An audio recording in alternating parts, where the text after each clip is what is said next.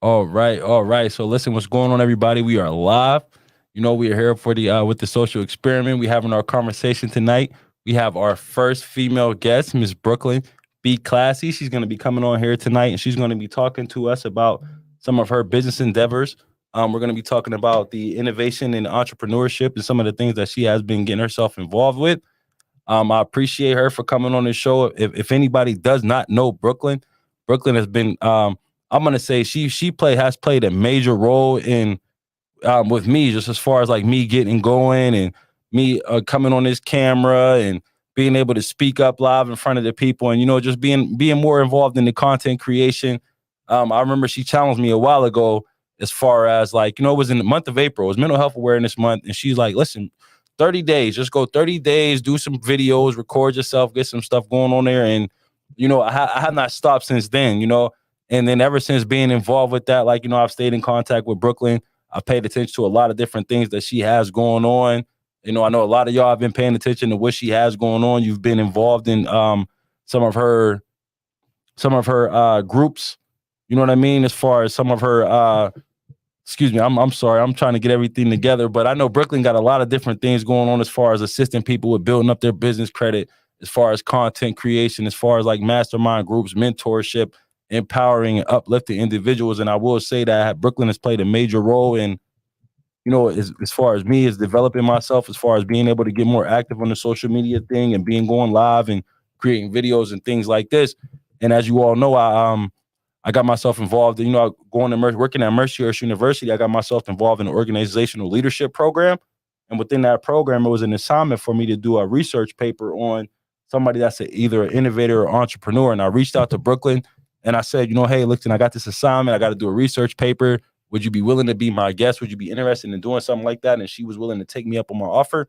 And I figured the best way for us to go about this was for me to have her on the social experiment show and for her to be the first lady guest that we do have. So I do have Brooklyn sitting here waiting in the in the guest room for her to come on, but I wanted to introduce her, and I'm going to give her the opportunity to introduce herself as well. I appreciate every single person who's watching this video, or every single person who's going to watch this pre-recorded video. I mean, this live video later on. But without further ado, we're going to introduce Miss Billionaire Brooklyn, AKA Brooklyn Bklassy, to the social experiment show. I'm going to pull her in the room now.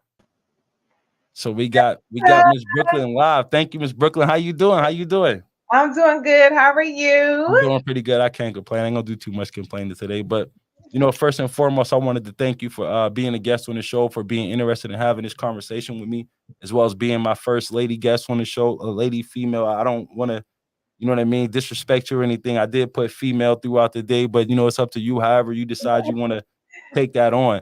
But I appreciate you coming on here, and then I also appreciate you being, being able and being willing to assist me with my project for the class. Because after this, I'm gonna take all this information, I'm gonna do a research paper, and I'm gonna put together a little slideshow, and we will continue to highlight you. So first and foremost, thank you for that.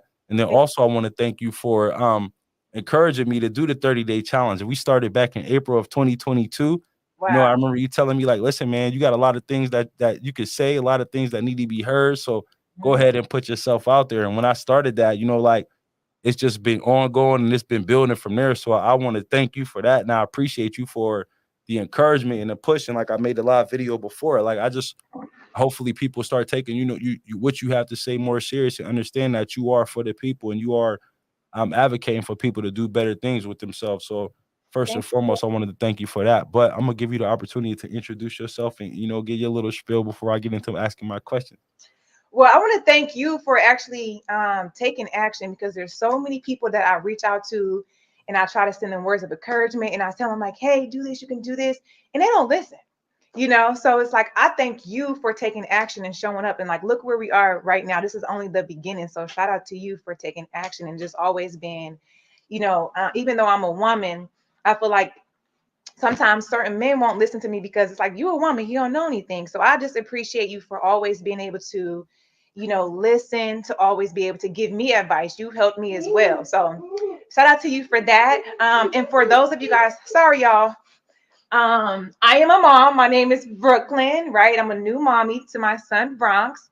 But I do a lot of things. The main thing that I want to be known for is the fact that I'm a business coach, right? So I have experience in the beauty industry. I have experience in credit industry.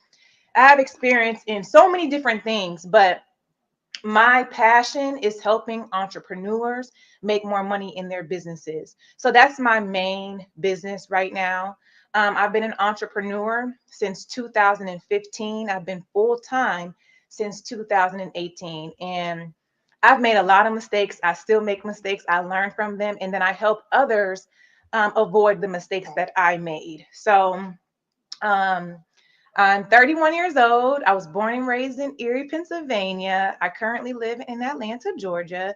And so that's what I do. I'm a full-time business coach. I have clients that I work with, private clients, group clients. I mean, I have group programs where I just literally, help entrepreneurs um, make more money in their businesses, whether it's with digital products, whether it's with their fixing their credit, starting coaching programs. It's like anything business, like I'm your girl. So that's Okay, okay, all right. I appreciate the introduction, you know what I mean, and all of that. And I'm glad that you touched on some of those things because a lot of those things that we're going to be talking about, and hopefully we got some people here watching who are going to be willing and interested to take some notes as well as learn how they can figure out how to follow you moving forward for more information. We ain't gonna give away too much. We're gonna give away just enough so people can know this is the real deal. We need to be following Brooklyn. You know what I mean? So, I mean, every person that I have on the show, the first question that I always ask them is like, what made you be willing to accept the invitation to come on the Social Experiment Show and kind of talk a little bit about your journey and your process and what you have going on with yourself?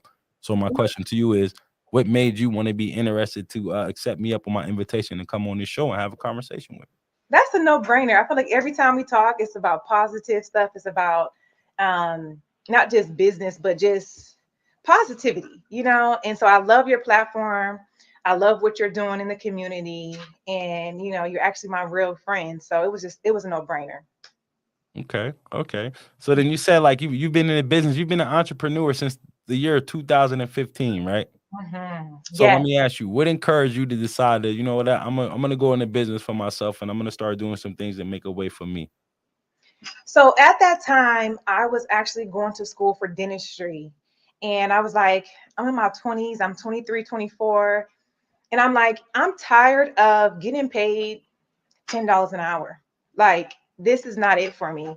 I'm not good at keeping a job. I don't have 30, 40 jobs. Like, I get bored, I quit. I just need some stability. And so I'm like, I'm getting older. I want to have something to fall back on. So I went to school, ended up graduating and everything. But during that time, I'm working at the hospital, I'm working at a furniture spot. I'm actually even working as a bartender, as a waitress in the strip clubs in Atlanta. So I'm making good money, but I don't know what made me. I do love, like, I'm a hustler by nature.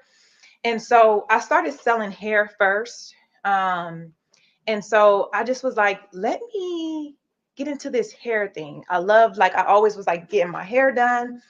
And I was like, let me get into this hair thing. And so I invested one of my work checks into some hair. And I think I spent like $150. But at that time, that was a lot of money to just be investing into anything. You got bills, you got rents. I was just like, I'm going all in. Let me go ahead and invest. I'm like, what could I lose? So I turned that like 150 into like 300, 350. And I was like, oh, this is it. And so I just stuck with it. And I never spent my money on like shopping, or like I literally stopped getting my hair done, stopped getting my nails done. Everything that I made, I put back into my business. I put back into the company. And so I didn't have any loans. I didn't have any credit. I didn't have anything.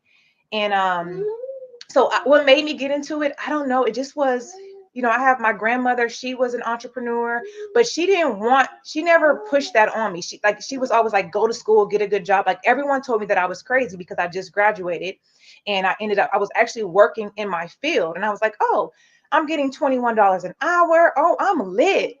But I literally quit that to focus and go full time with myself. And everyone thought I was crazy. Like, no one supported it at first. They were like, what are you doing? You need to go to school. This is not what you want to do. And so I don't know. I just always wanted more. I Okay. always wanted more. So when you made the decision, okay, you know, and I'm gonna hop into business, and you made that initial investment for like that $150. Like I did heard you say something like you had like 30 or 40 jobs, correct? Hmm. So what made you, or what was it about you that, as far as like switching the jobs, like what made you feel like, you know what, I'm leaving here and I'm going there, or I'm leaving here and I'm going there? Like what was the drive behind that? I get bored easily. I'm not a good employee. Like, if it's raining outside, I'm just like, I don't feel like going to work, And then also, it's just like, I actually, once again, I was a hustler. So I liked having money. I didn't necessarily like having jobs. I liked having money. And so a couple of things that I didn't like about, jobs was the freedom, having to be at work all day, or it's nice outside, I'm at work 8 hours, or sometimes I'm doing doubles, and then I can't wear my hair, like, so I'm in the medical industry, so I can't wear nails. You can't even wear your hair a certain way. Like sometimes I would go into work and I would have braids, and I would be told like I had to take my hair out. Like I couldn't have color in my hair. I couldn't be myself, and I didn't really like that. So just the lack of freedom. Um, Honestly, I would have stayed at my job. I loved my the last job that I worked at. It was $1 million dental office, but the manager gave me an option when I started my business back up. She gave me an option. I was making so much money from my phone, so I would always be on my phone. Like I'm grown, I can't have my phone out. Just little simple rules like that. And she was like, it's either here or it's either that, it's either here or you're gonna have to, make something work. Okay. So I had to choose between working here or bless you, babe, working here or working on my own. So it just was like not being able to have my phone out, not being able to go eat when I want, like just that, just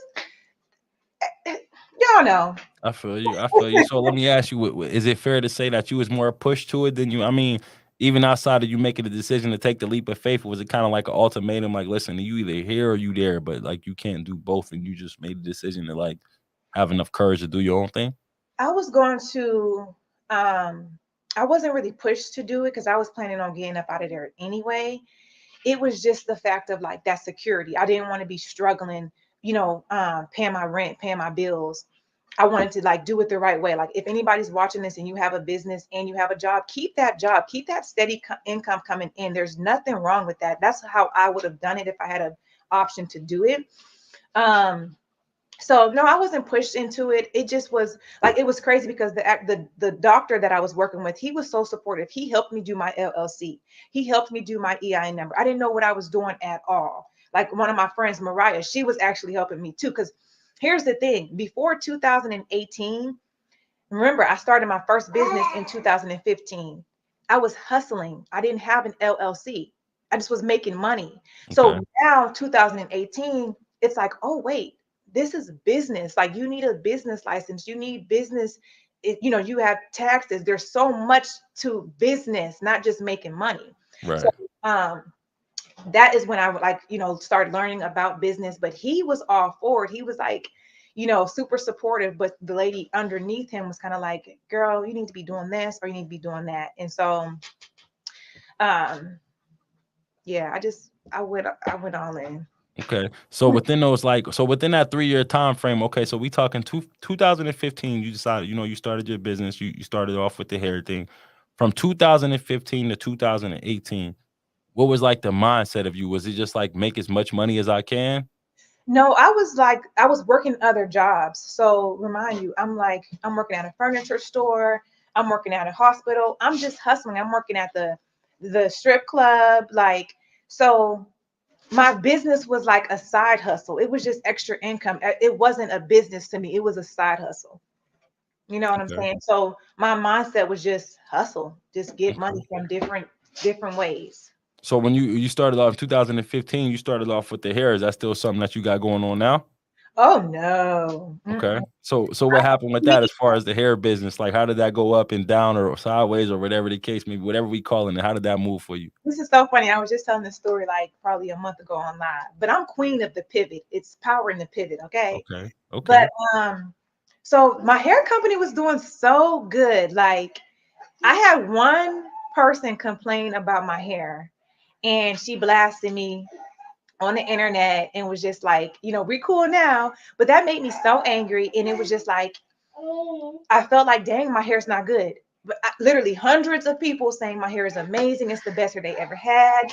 Like, I went from selling hair to having t-shirts to just everything, and like building my brand without even knowing it. Mm-hmm. But one person, was not happy with my with the hair.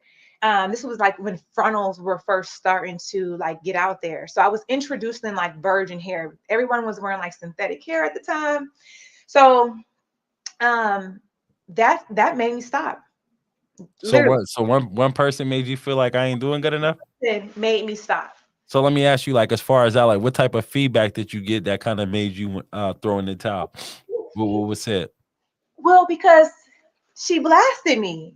She blasted my hair company, and she basically said that her hair, it was coming out too much or something. I don't remember, but the way that it made me feel, I'm gonna be real, it made me angry. I really probably wanted to fight at that time, but but it was like, dang, maybe my hair's not good. I had hundreds, like literally, people still beg me now, bring your hair back, bring There's your somebody hair in the back. comments right now saying that. This Elaine. was Elaine was one of my first. Look, I remember like everybody who supported like my first, like my business, but it's crazy. I had no website. People were literally Walmart to Walmart me money that I never even met from Okay. across the country, like literally. But that one person, that one situation, and she's not wrong, she's a customer, whatever. But at that time, it was like, dang, it wasn't what she did. It was just like, maybe I don't want to give out a bad product. You know what Okay. I'm saying? Like I found these vendors make, and sometimes when you selling hair, when you selling products, sometimes you get a bad batch. So that's not abnormal for you Right. to give a bad product once in a while. But it just made me feel like, nope, like I don't want to do this anymore. Like I want to make sure that I'm giving a good product. Now I don't trust my vendors. I didn't make the hair. So it was good that she did that, because I would not be doing what I'm doing right now. Okay. So yeah, just one, and I say that because so many great reviews, and just one bad one literally like just left a bad taste in my mouth. And that is honestly why I stopped. So then, even outside of that experience, and I mean, clearly it worked in your favor as far as like you switching it up, switching up the program and kind of hopping into other things. But like looking back at it now and then understanding what you understand about business these days, like what would you say to somebody who gets some news or who gets some information that can be discouraging to make them want to throw in the towel? Like, what would you say to them to kind of like fight through or push through that adversity? You can't care, like you want to make your clients happy, but if it's something that you love doing, don't worry about it. You can't please everybody. Like you cannot please everybody. You cannot make everybody happy. Like keep going, keep doing it. um so like, not saying she was a hater, but you got to ignore the haters. You got to ignore the haters. Like you literally, you go to Beyonce, everybody loves Beyonce, but you go to Beyonce's page, Nicki Minaj, you go to all these beautiful, iconic women, you go to their page, there's people that love them, there's people that hate them in the comments. Who cares? Like as long as you do your best to provide a good service or give a good product, that's the best that you can do. Okay. That's it.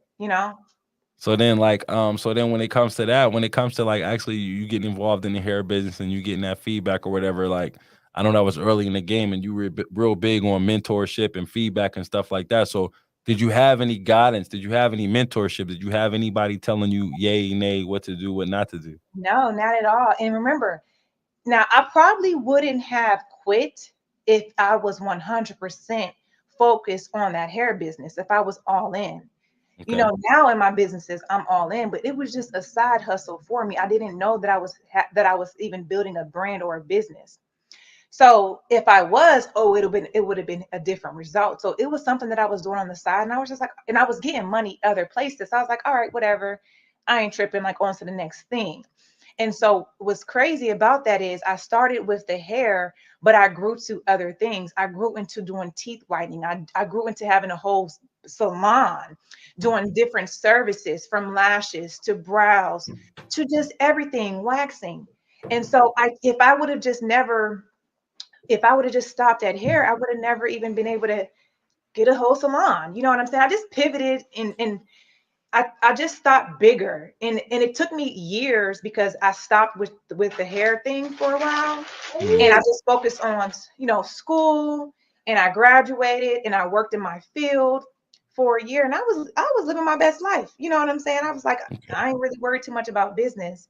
And then I just got into business again. I just found a different path Okay. in the beauty industry besides hair. So then when it came to you like first starting up, because I still want to stick in there for a little bit, but when it came to you first starting up, like what type of conversation did that generate? Because I know you said a lot of people thought that you were crazy, but then you also saying like people were Walmart like sending you money through Walmart. So like what type of conversations did that generate as far as like people who were supporting you, as Mhm. well as people who kind of felt like, you was wasting your time or you was in Oh, too deep? I wanted to say this. You asked me, did I have any guidance or any mentors or anything like that? No, no. That's why I made all of the mistakes. Like, Okay. literally, I could not talk to nobody about business at all. Like, nobody. So I was in there making all of the mistakes. And so when people were thinking I was crazy, like literally, they didn't mean any harm, because sometimes we be getting mad at family. Nobody support me. They don't support my dreams. That's not their job. You know what I'm saying? Right. It doesn't matter if they support you. You support yourself.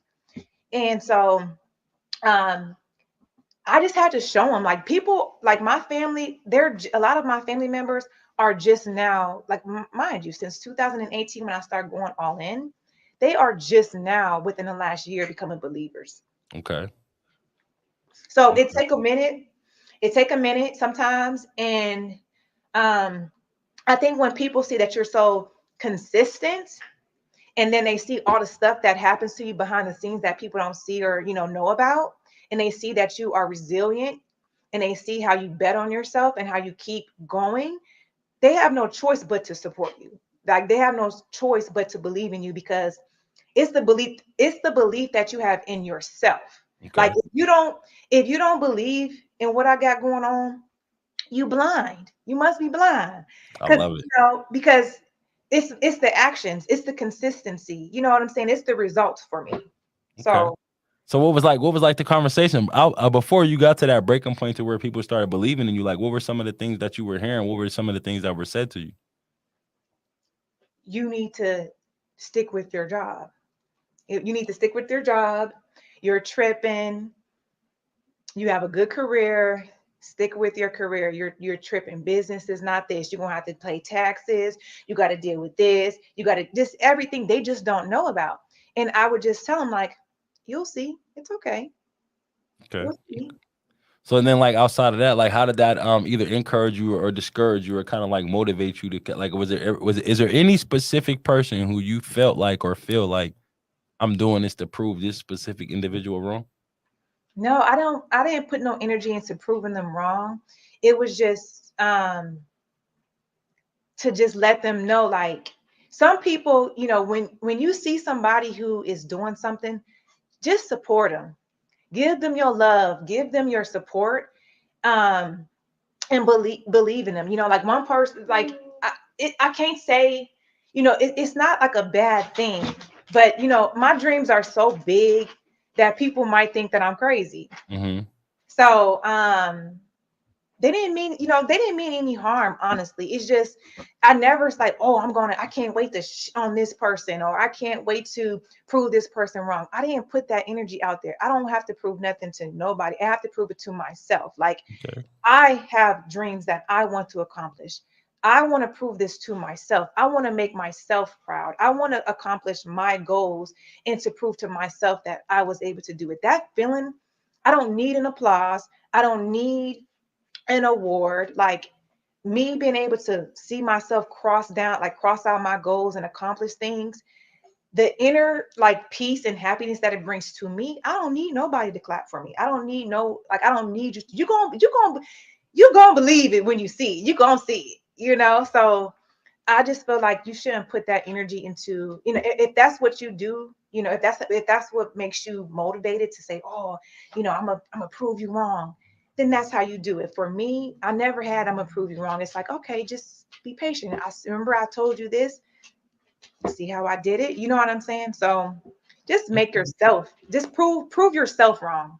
Okay. You know All what I'm saying? right. Okay. I Here's the love it. thing. I love it. So Here's then the hopping back into the story, we got the hair endeavor. You know what I mean? We got the hair endeavor. You got that one customer who kind of like slowed the business down or kind of changed your mindset on things. So then after that took place, like where did it lead you from there? Did you look at that as like a lesson learned? Did you look at that as like a failure?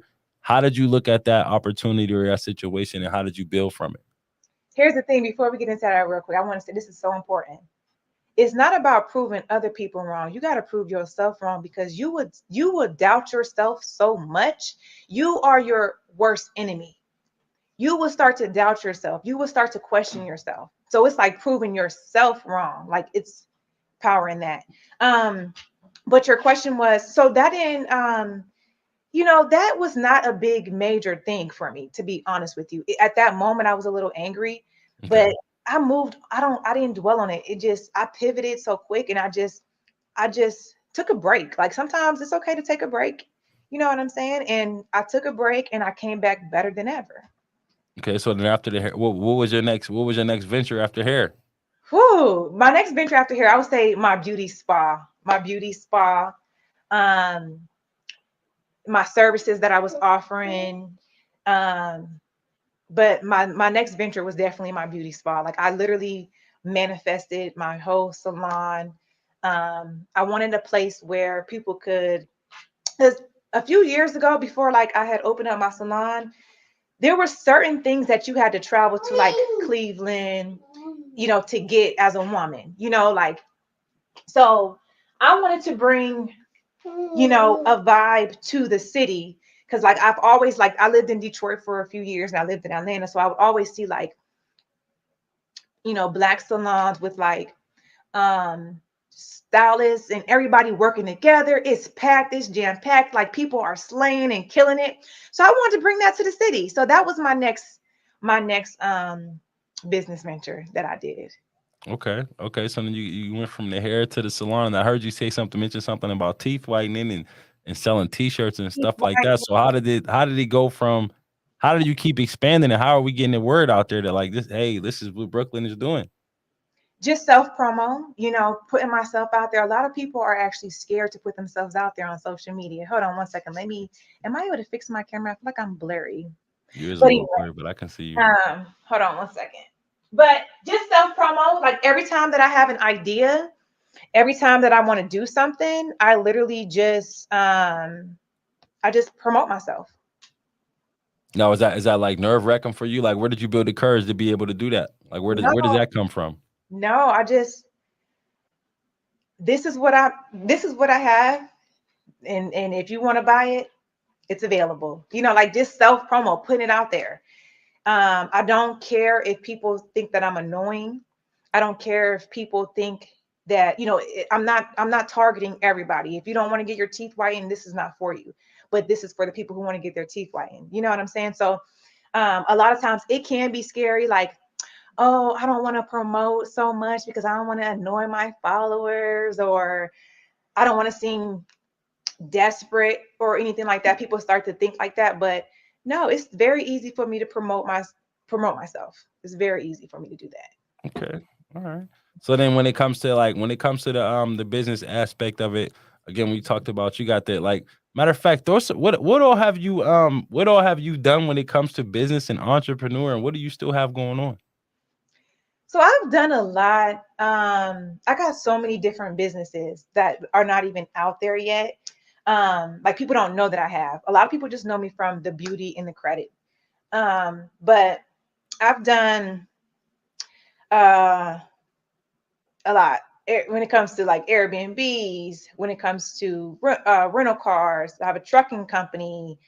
Um, my main thing, beauty industry, coaching and teaching. So that's my main thing. So I've been actually teaching people how to grow their businesses since 2016, 17. So a Okay. bunch of my students, former students, are the best lash techs in the city right now. They've taken a class with me. They're killing it. A lot of my students make six figures. A lot of them have quit their jobs and went full-time entrepreneurship. Like, so that is my main business, me helping entrepreneurs grow their businesses. So right now, I'm mainly focused on helping business owners, coaches, and consultants grow their online businesses. So people who do not, like, a lot of business owners have brick and mortars. Like I had a salon. And when you have a brick and mortar business, it's totally different than like the digital business, the digital Okay. space. So many things we need to get into that, but having a brick and mortar business is just totally different. But the way that the world is going now, everybody needs digital assets. You need an ebook, you need a course, you know how powerful it is getting up on YouTube and Facebook and, getting in front of an audience. The more, visibility you have, the better, it is for your business, because that means if I have a link in my bio and I have a product for you to sell, I mean, for you to buy. If instead of me shipping out a product, I've done physical products, shipping out stuff, and the post office losing your package and you got to refund people, all the stuff. But me, if I have digital products, so that means you can literally click the link in my bio and get instant access to an ebook or to a course. So that's a different level of that's a different level right there. So Right. that's my area of expertise right now. Okay. So Okay. So then when you said we got to get into a little bit about that brick and mortar thing, like what do you mean when you say that? Like kind of break that down for us. Like what's and then for those who do not understand what that means, like what's a brick and mortar as opposed to, a digital business? So a brick and mortar business is an actual physical location. So if you have a storefront, if you have like a salon or a spa, an actual building where you service your clients. So that was always like my dream, to have my own salon, my own location. I started off in a suite when I quit my job and went full-time entrepreneurship. um, I was getting a small suite paying like $150 a month, but I didn't have to pay any bills with that. Okay. So when you have your own business, it is a lot. I took myself out of the business, so I solely relied on employees. And I lived in a whole different other state. So I literally had to move back to PA for like 4 months straight to get this location up and running during the pandemic. And it cost a lot of money. I used my own money. I was getting brand new everything. I was just doing so much for this business. And then um, having, you got overhead, you got insurance, you got so much stuff. Like there's so much stuff that I'm gonna have to write a book about that journey. But there's so much stuff that has happened to me with that brick and mortar business. But like even having like the state board coming in and out of my shop 3 to 4 times within a year, because I'm a brand new business, I'm Black owned. And I'm just going to be real. There's not a lot of people who are licensed, that are really good. So all like the good people, popping people, they ain't really licensed like that, Right. So Right. you want the best in your location, in your shop. But there's so much stuff. People will literally call, and um me and a couple of girls in the city of Erie, like we've been harassed, you know what I'm saying, by people calling state board on us, making lies on us, just like literally trying to get us shut down. Mm-hmm. And so it's just stuff like that that you have to deal with. Um, just a lot. I was so used to being able to, for me, depending on me to make my money. So like depending on, having employees where they calling in sick, is COVID, like, it's just your operations have to be in order. And I didn't know any of that before I opened up my salon. Like the systems needs to be in place, like everything, like your employee handbooks, like all this stuff that you need Mm-hmm. when you have a brick and mortar business. And just a lot with the bills, with just everything. The customers, like, if somebody messes up on a customer, they leaving a bad review on Google. And it's just like it's just a lot when you have a brick and mortar business. It Okay. is. So then when you get to the opposite side, you transition to going digital and you doing things online, like Why do you feel it's important for you to encourage people to go that route? And I mean, as far as like, as you offering that information and doing those courses and having those Zoom classes and stuff like that, why is that important to you for you to be offering that type of information to people? So the crazy thing is, I started online, right? I started online in 2018 because when I was working in the dental industry, I started with teeth whitening products when I got back into the business. So I was online already, and I had teeth whitening kits that I was selling for like $75, and I would make 2 sales in a day, and I'm like, oh, you know what I'm saying? So I started in the online space anyway. For some reason, we just want to have our own spot. We want to have our own building. Mm-hmm. And so I wish I would have never done that, honestly. I wish I would have just stuck to the online space because number one, it's low overhead. You don't need anything but your phone, your internet connection, and Facebook, social media, and you just need your brain. Like anybody that has some experience, some skills that can help someone else, you can get paid for that. You know what I'm saying? Like I was doing coaching calls for $40 because people would always ask me, how did you do this? I need help with my business. How do you do this? And I would get on the phone with people.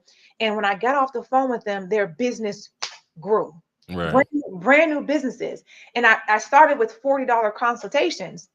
Over the years, I started seeing so many people getting results. And I started upping my prices, my prices. And it's like now, it's just it gives me freedom. It's less stress. It's the possibilities are endless. I don't have to chase clients to come into my location. I don't have to leave my home to service clients. I don't have to do any of that. I can actually make money in my sleep. When you talk about freedom, when you talk about passive income, the best way to do it is with digital products. So then when it comes to that, like, I'm glad that you said that when you talk about the coaching calls, because I have a lot of people who reach out to me and they ask me a lot of different questions, and I have no problem, having conversations with different individuals. And, it'd be difficult for me sometimes to kind of figure out, like, how do I set my price or my rate? Like, how did you figure out what to start charging, and when did you know how to start increasing your prices? Oh, I love that question. So I just love helping people. So I would help people for free. For free. And then I was like, dang, I'm getting a little stressed out. Like, cause it takes your energy when you're just pouring so much into yourself to people. So I was like, okay, you know what? I only want to work with serious people. If you are serious, you're going to pay. So I Right. don't want to, I don't want, you ain't got to pay a lot, but you got to just pay. And, my information is valuable. I know what I'm talking about.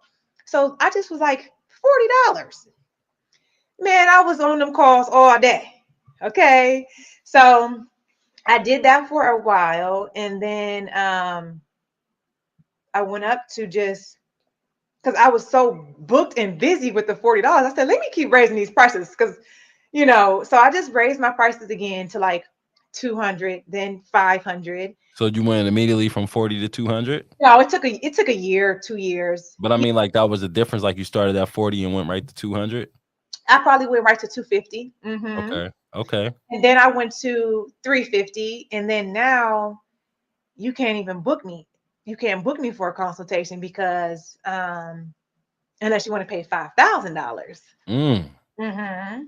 Because what it is my information, my experiences. If I can help you make $100,000, if I can help you save money, save time, and help you go to that next level in a short amount of time, you know, you shouldn't mind paying 1,000, 5,000, $10,000. Like I actually have clients who pay me because they know that my information works. And sometimes like, maybe some of my free game helps people make money. So they come back to me and they say, I got to pay for this. So Okay. when they pay for it and then they get more results, like they're always coming back for more. So my process is just really on, as far as pricing goes, is just what I feel that I'm worth. I know that I'm worth more than $40, but I don't mind because I just love what I do. But this is a business, And so if I'm going to fully commit myself to become a business coach, this has to pay the bills. This also has to make sense for me. And but I just price it at the value. Let me ask you, if I can help you make $100,000 within a year, how much would you be willing to pay me? I mean, it would depend on your price because at the end of the day, if I can negotiate with you, I'm gonna negotiate Oh, we with can you. negotiate. I do. Look, I negotiate, but seriously, comfortably. If you're like, okay, you know what? For me to work with you, and our goal is to hit 100K, to have more freedom to where I can work from home, I can spend time with my kids, I can travel, and I can make this 100K, and I can have impact and influence in a positive way. How much would you be willing to pay for See, that? I would probably start you at 5,000 for a Five conversation. thousand is cool. Yeah. Right. I would start at 5,000 for a conversation. Exactly. So there's different levels depending on, what we're doing. But listen, I literally starting out, I had no coach, I had no mentor. When I Okay. made my first 6 figures, I did that by myself. And I said, okay, I want to get to 7 figures. So I paid 5K easily. Right. I paid 10K easily. I paid 15K easily because I see the value in cutting my time. I've made a lot of mistakes on my own, and I know the power in having a mentor and a coach. I will constantly and continue, I will always pay. Okay. It's a Okay. shortcut to success. So then we got some people in the comments who pretty savvy. So then he said 10K and write it off. Is that something that like do you Thank teach people you. that as well as far as like, okay, just Thank you paid you. me this money for this thing, but It's a it's an write-off. opportunity for you to write this off on taxes. Yeah. And so that's exactly it. So you have to think about it. Like, here's the thing, because I say this as well. People who have a problem with like paying mentors and coaches, you will pay 40 or $60,000 to go to college for 4 years to not even make $100,000. Absolutely. Going to be $100,000 in debt, but you won't spend $10,000 for a coach or a mentor who has proven success with not just herself, but with other people, right? Or just not me, but just period. And you get a write off, and you don't get to write that off your college. You don't get to write those loans off, right? So Right. not only that, is just you gotta think of it like that. You Yeah, got no, yeah, honestly, yeah, because I'm a victim of it. I went to college and I tell people all the time, like, I learned a lot more in the field of study and in the streets than I actually did sitting, in the classroom, and I still got some student debt. So I definitely understand where you come from. You know what I mean, when you're saying stuff like that, and somebody said all workshops and courses are deductible. But again, like when we having this conversation, and like a lot of people, and this is one thing that I know, like when it comes to being an entrepreneur, like, and you get online or you go to Instagram and you see everybody and just how good it looks or how great it looks or some of your favorite entrepreneurs, but like when it comes to the struggle of being an entrepreneur, like kind of take us through that. Like, what are some of the things that you've seen as far as struggles? And then on top of that, like, again, I got to do this research paper, so I want to even talk about like some of the things where you may have considered to be failures or areas where you feel like it was in your best interest to walk away from. Like, take that. us through that a little bit. Yes, I would love to talk about that. So failure. So here's the thing. You never fail unless you give up, unless you stop. Like, I need y'all to really believe that, because I could look at Bklassy hair as a failure. That was not a failure. You know what I'm saying? People could look at Bklassy Beauty Bar being a failure. That was not a failure. Every business that I have is profit. You have to know when it's time when something doesn't serve you. If something is stressing me out, I can't deal with it anymore. Like, I like to live a peaceful life, and like, so if something is like stressing me out, it's just not working for me, like, I don't mind letting it go, or like I'm the queen of pivoting. But some of the failures, some of the things that people don't realize when it comes to business is just like, you know, um, losing money when you are fully, putting your money into your dreams. Um, Oh my gosh, so many loss. Like, listen, I don't took so many L's. I Hmm. don't. They say you can't spell millions without L's, because Hmm. seriously, but I don't look at them as losses. But just so much, just trusting people, not having your paperwork in order, sometimes moving too fast. I am one of those creative people where it's like, oh my gosh, I got this idea, I need to act on it now. I didn't think things through in the beginning. It was just like, I need this. Like, I actually opened up 2 locations at the same time. Mm-hmm. You know what I'm saying? Like, when I do it big. Like, when Mm-hmm. I bought a truck, I bought 2 trucks. So it's just like I'm always doing the most. Right. But so just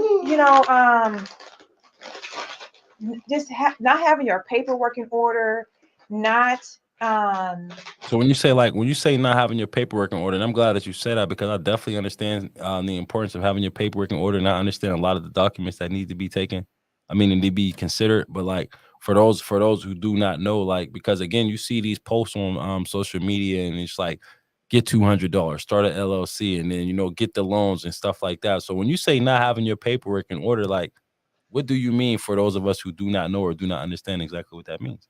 so even when it comes to doing business with somebody, making sure that you have contracts in place, making sure that you have non-disclosures in place. Like, you need that, like, because when you go to court, it's the real thing. You know what I'm saying? Making sure that you're not personally guaranteeing. This is a big one. When you personally guarantee something, that means you are personally liable, for it. So Mm-hmm. in business, when you have an LLC, you separate yourself from the business. It's a protection for you. But a lot of times we so excited, we sign our names on this dotted lines and say, oh, I'll be liable for this. I'll be liable for that. And then anything can happen. A pandemic can happen, and you can't even get people to work into your location. And now you done signed a 5-year lease, and now you're liable for that. Mm-hmm. Somebody comes into your shop and falls on purpose or on accident and sues you for everything you got. You have to get your paperwork in order. You have to protect yourself. You have to, like, it's a real thing. Business is very grimy. People are grimy. Business is grimy. It can be, but as long as you have your paper, we don't know. We're just doing stuff. So getting a lawyer to help you, you know what I'm saying, to just help you go over these documents, to help you understand what you're writing. Like, that's so important, because you just don't have an idea. You're just thinking that you're doing something right and positive, and then whole time one mistake can literally, like, take away everything, your house, your car, all of your money. So it's, you got to have your paperwork in order. And Right. then And I'm mhm, glad that you said that too, because like, and that brings me back to the thing where you talk about like kind of investing in yourself. And even when you spend that money on that mentor, spend that money on your coach, like mhm. I've been in a lot of conversations with different people to where like they want to assume based off different conversations that they have with other people, like, oh, I don't need a lawyer because I can do this, or, like I don't need an operating agreement because it's just me and things like that. And a lot of people, they go off of assumptions, or they go off of these Instagram videos or YouTube videos, and a lot of people don't understand the importance of protecting yourself when it comes to getting involved in business. Yeah, it's very important. Even when you, like, doing business with family, doing business with friends, you got to get everything. Like, everything should be, if we want to do business together, we need to get this, we need to get it signed and dotted, and we need to be clear on what we're doing, because it can definitely get real. It can get Mm, real. And I'm glad that you said that, because I say that to a lot of people, and it's like people have said to me like, well, why do I need a contract if it's my family or stuff like that? Or what if somebody doesn't want to sign the contract, or what if somebody doesn't want to have that conversation with the lawyer? So what would you say to that? Like, as far as people who have been in situations to where they're dealing with individuals who aren't interested in signing papers, who aren't interested in Don't, having a lawyer and stuff like that. Like, what would you say? What would be some of that tough love words of encouragement that you will offer to people who are working with people who don't want to sign them forms and documents? don't do it. They're gonna be your biggest problems. Like, don't do it. Do not do it. My grandma told me, she's had her business for years, and the first time she got sued was by one of her best friends. Mm-hmm. So you cannot trust anybody. You can't trust nobody. So if they don't want to do business with you, find somebody else to do it. Okay. So then when it comes to your business endeavors and things that you've done, what would you say would have been or is your most successful business endeavor, and why would you say that? I would say the one that I have now, simply because, like I said, I started. So here's the thing. I have multiple businesses, right? But the thing is, it's the one that brings me the most joy. It's the one that brings me the most money. It's the one that brings me the most freedom. And I'm really just getting started. Even though, like, sometimes you'll you'll be on a path, like you don't even realize like what you're doing. You're just working, you're just grinding. And then like you realize like this is what's going to make me a multimillionaire. This is what's going to help bring wealth and, and change my family's lives forever. This is what it is. It wasn't the hair. It wasn't the beauty salon. It wasn't the credit. It wasn't any of the stuff that I was doing. This is what's going to do it. So, yeah, I would say my agency. Okay. So then, so how do you lead? Like, how do you lead other people? Because I know your story a little bit. You have a lot of siblings, so you know what I mean. You come from a background. So how is it that you put yourself in a leadership position, and like, why should people follow you? That's a great question, simply because when you get to being a solopreneur, which is just you working in your business by yourself, and then you have to be in a position to hire people, you realize you're really not a good leader. Hmm. Like, I was not a good leader. I didn't have clear communication. I didn't have, like, I was not a good leader. I had a vision. I'm a visionary. I had a vision that I knew how I wanted it executed. And I just thought that I hired the wrong people in positions anyway to bring my vision to life. So being a good leader is knowing where you want to go, and then knowing who to put in those positions to help you get to where you want to go as well. So I don't know. I am, how am I a good leader? I don't know. I just be myself. I just try. I listen to people. Um, and I just have plans that I execute on, and that I just I don't know. I'm an executor. Okay. Mm. So then, when we talk about the business world, and then we talk about, like, the way society works and things like that, like, fortunately or unfortunately, depending on how you look at adversity and things like that, like, so you're African American, and then you black, and then you also a woman. You know what I mean? So you kind of got, like, when it comes to being in business, and when it comes to you, like, kind of getting a leg up on things, like, you kind of already started at a disadvantage. So, like, what motivated you to keep going, and what would be some things that you would say to some other black women out here who are trying to get their business going, and understand, like, it's already strikes against you because of where you fall at when it comes to the majority versus the minority pool? To be honest, I just feel like I mean, like you said, we black. You know what I'm saying? Like I went to a predominantly white school growing up, and so like I'm just used to it. I'm a woman. I'm a black woman. I don't let that. It's hard for everybody, whether you're a man, a white. Like it's just hard for everybody. So I just feel like I don't know. I don't think about stuff like that. It's going to be hard, but anything that's worth having is not going to be easy. Hmm. Nothing's going to be easy. So whether you're a man, a woman, whatever, like I just know it's going to be hard, and I signed up for it. You know what I'm saying? Like I'm going front line. I don't care how hard it is. I don't care. There's no other option for me. Like there's no other option for me. Like when I committed myself to, like when I left my job and I committed myself to entrepreneurship, I wrote down in my journal that I'm never working for anybody else but myself again. Hmm. And so like I mean that, I don't care how bad it gets, I'm going to make it work. So it's hard for everybody.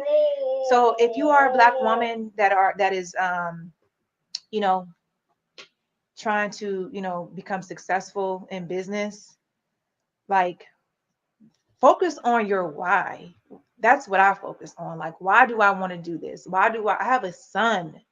I have brothers and sisters. Like, I have a big family that I need them to live their best lives. Like, I need my mom and my grandmother to sit back and retire and like enjoy life. Like, what's your why? Focus on that. It's gonna be hard, but what ain't hard? Life is hard.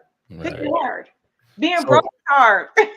what was your most memorable moment on the downside of business, and what was your most memorable moment on the upside of business? My most memorable moment was my beauty bar, like getting it open. It was just, I was very depressed. Like no one understands. I it just that was a really dark moment.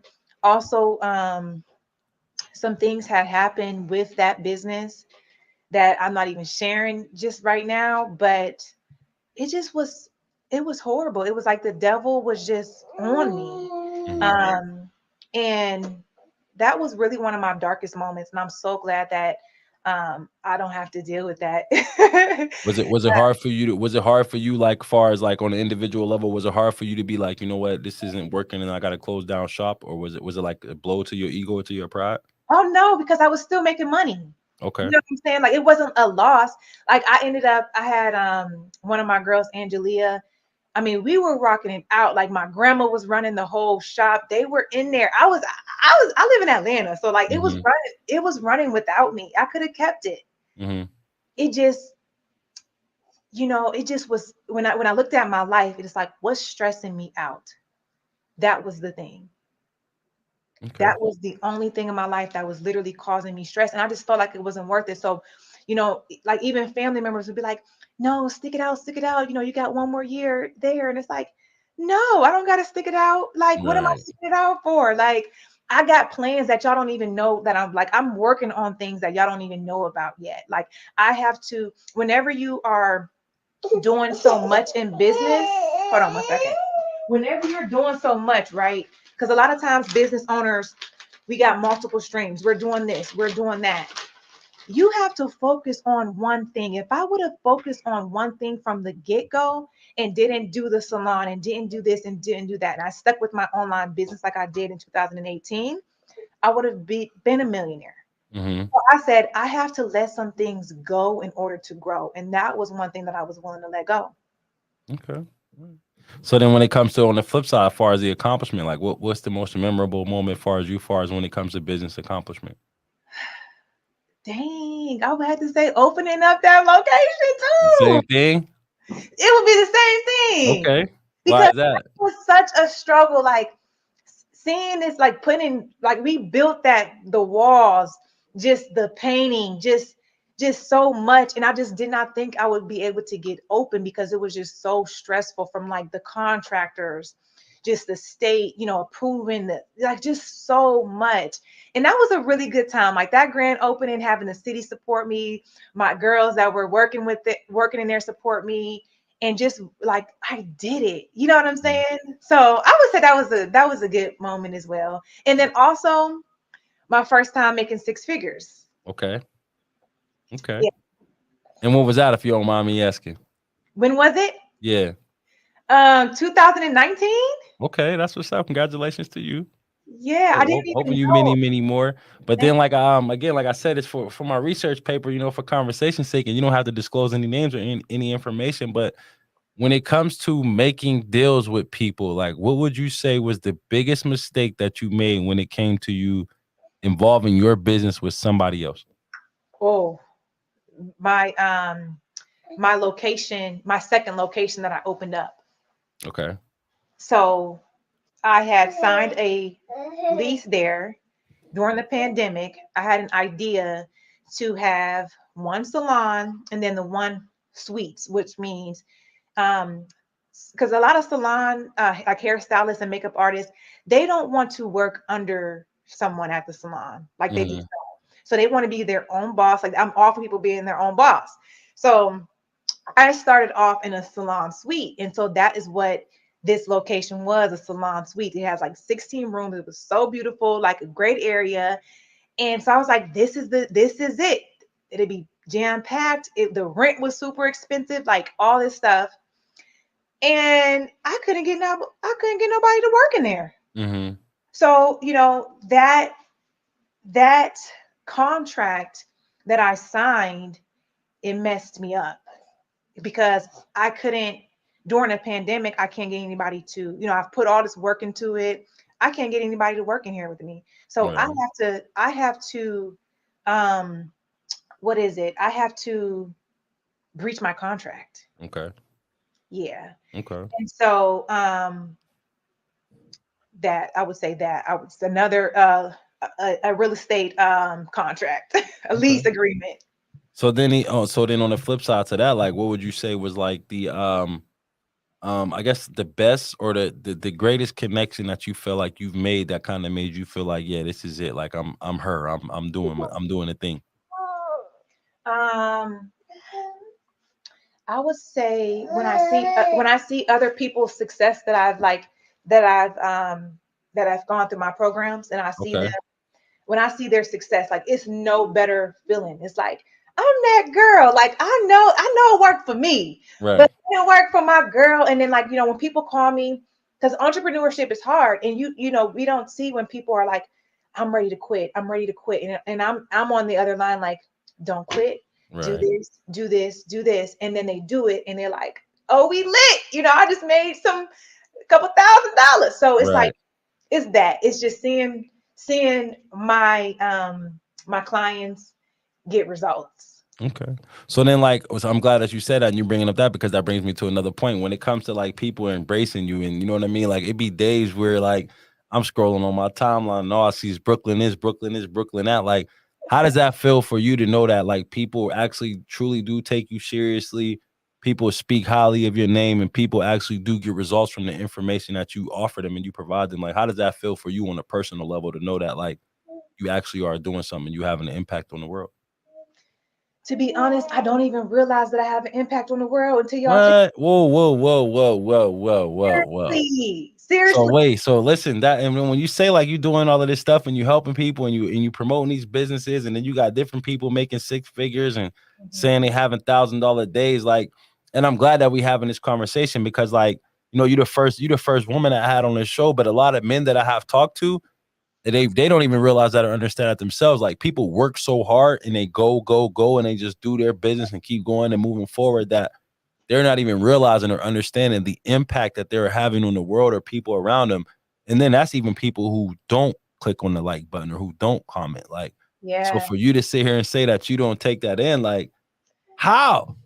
I don't know, because I don't really see like people like I don't know when people I don't know I never know that, like, I know that I'm a great person, you know what I'm Hmm. saying? And I know that I help people behind the scenes, this is just who I am. Hmm. So like I never know that I'm impacting people until like you say it. I'm like, you think so? Like I always like, are you sure you think so?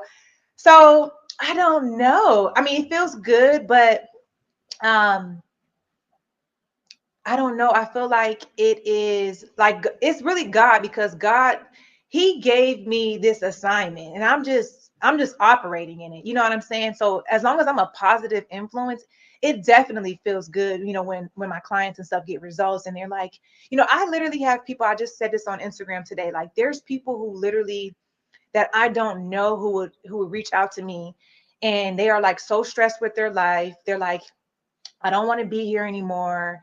And they just vent to me. And Hmm. I'm like, dang, this is powerful. The fact that, like, I don't know these people, but yet they trust me enough to inspire them or motivate them. So I don't never know that I have this influence or impact until y'all tell me. But it feels good. You know what I'm saying? And I also try not to get caught up in social media. Like, I like to post and get off. Uh-huh. So I don't really see, I may not see a lot of it, but yeah, I don't know. I try to just keep my head down and work, even So let if me ask you this, like if the and this is probably like kind of like speculating a little bit, but if you do you feel like if you were able to understand that and kind of like take that in, would that change the way that you operate? And do you think that that would push your trajectory a little higher to change the level of things that you do? Because like you are very impactful. You've had an impact on my life. Like, you know what I mean? Like I said, I started this over a year ago last April. And like it's just like the things that I've been doing and things that I've been saying, the people that I've reached and how people reach out to me, like I make sure I always give you a love and show you a love. But you. I feel like if you were to actually understand and realize the power that you actually had and the impact that you had on the people that interact with you, do you feel like that would change the way that you did business or change the way that you move to really know that like you that girl? You know what? It probably would, but it probably would like give me, I don't know, it probably would, but it's like, this is genuine. Like when I spoke with you, this was in our inbox. There Mm-hmm. was no cameras around. This wasn't public. So it's Mm-hmm. like it's genuine. It's genuine. I'm a genuine real person. So like a lot of people, if I get too much of like excitement or like just like not praise, but if I get too much, it's gonna be some hate that come with it too. So Mm-hmm. it makes me nervous. Like, don't give me too much credit. Oh no, like Listen, that was my next question. I was going there too. You know what I mean? That's why I asked you that because I definitely understand that too. It's just like yeah, it's when you're like doing something good and, mhm, and people are benefiting from it, there are also people who aren't doing good and aren't benefiting from some of the things that you're doing. So then that's when that comes in. Like, how do you deal with that as far as the adversity and the screenshots and people telling you I heard this and I heard that? Like, what does that do with you as far as like your mindset or your mentality when it comes to like, because I know a certain thing. Like, I'm not gonna lie, I'm a type of person. I don't address too much when I hear people, coming at me or coming about me. But it be times where I be wanting to. You yeah, know what I mean? So, like, how do you deal with that as far as like leaving stuff alone and actually going after stuff? yeah. I've done that. Like I've done that in the past. You know what I'm saying? Going back and forth with people and all that. But it's like, I'm not on that. Like I know who I am. Like you don't have to. You can't tell me nothing about me. So I try not to even engage with it. Like because if you like any negativity messes up the money. Mm-hmm. Mess up your money. Don't call me. People know. Don't call me with no drama. Don't call me with no gossip. I'm just one of those people that's like, whatever. Like I'm focused on so much that I don't have time to listen to the negativity. Like sometimes you might have to get with a person. You know what I'm saying? But even then, I'll feel irritated with myself. Like, why did you allow that to bother you? Mm-hmm. So I don't know. I've dealt with so much stuff in my life that it's just it's small stuff to a giant for real. Mm-hmm. So like I said, I just know who I am. Like I know who I am in real life. Okay. You Okay. know? So So then let me ask you this then too, because like I love the way that you're talking, and as far as like leading up to that, like, so what's your take on I guess being humble? mm, I think I'm too humble. Too humble. I'm too humble. And I like the humbleness simply because it's like, you know, I'm just like I know that I'm blessed. Mm-hmm. Right. And so I give all my power to God. And Mm-hmm. I know that He can take it away like this. Just Mm-hmm. as what you can't try to, down talk people. You can't think you better than everybody. You can know who you are, your value, your power. You can know who you are as a person. But when you are like arrogant with it, I don't like that. So I'm a very humble person, but I'm very aware of who I am. Sometimes I don't like that I'm so humble because I'm so like I'm so relaxed. And sometimes I come out of my humbleness when somebody try to play me and Mm-hmm. I'm like, do you know who I am? You know what I'm Right. saying? But I don't know. Being humble, it's a good thing and it's a bad, not a good thing and a bad thing. It's just I don't know. I don't think nobody should. I don't like when somebody say you need to be humble. Right. I don't like that. Okay. I don't like Okay.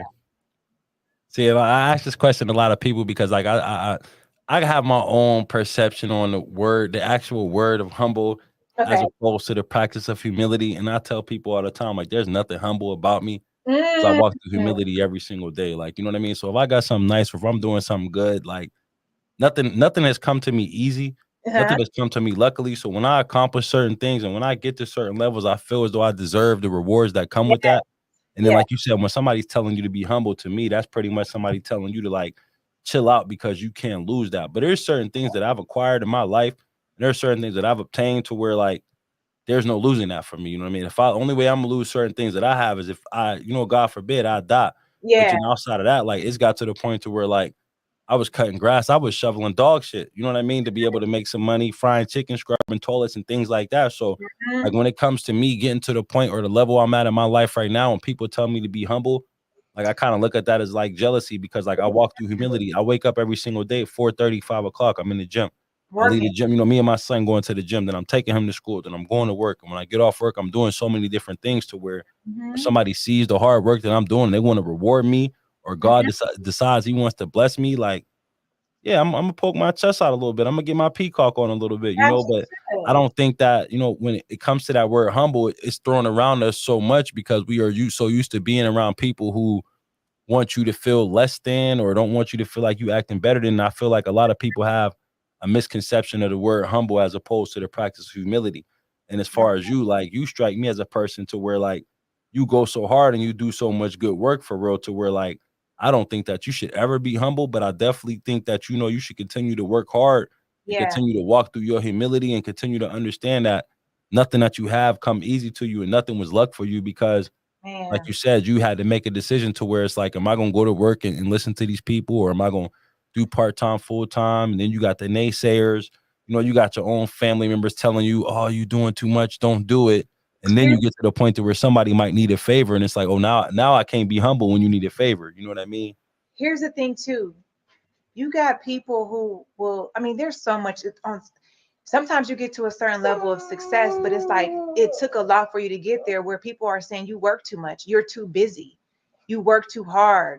You know what I'm saying? And it's like you got to deal with that. But I want to talk about this real quick. The the work that people don't see, like you said, you get up at 4:30, you go to the gym. This stuff that y'all don't see, it's not about the business. Like you got to work harder on yourself than you do on your business.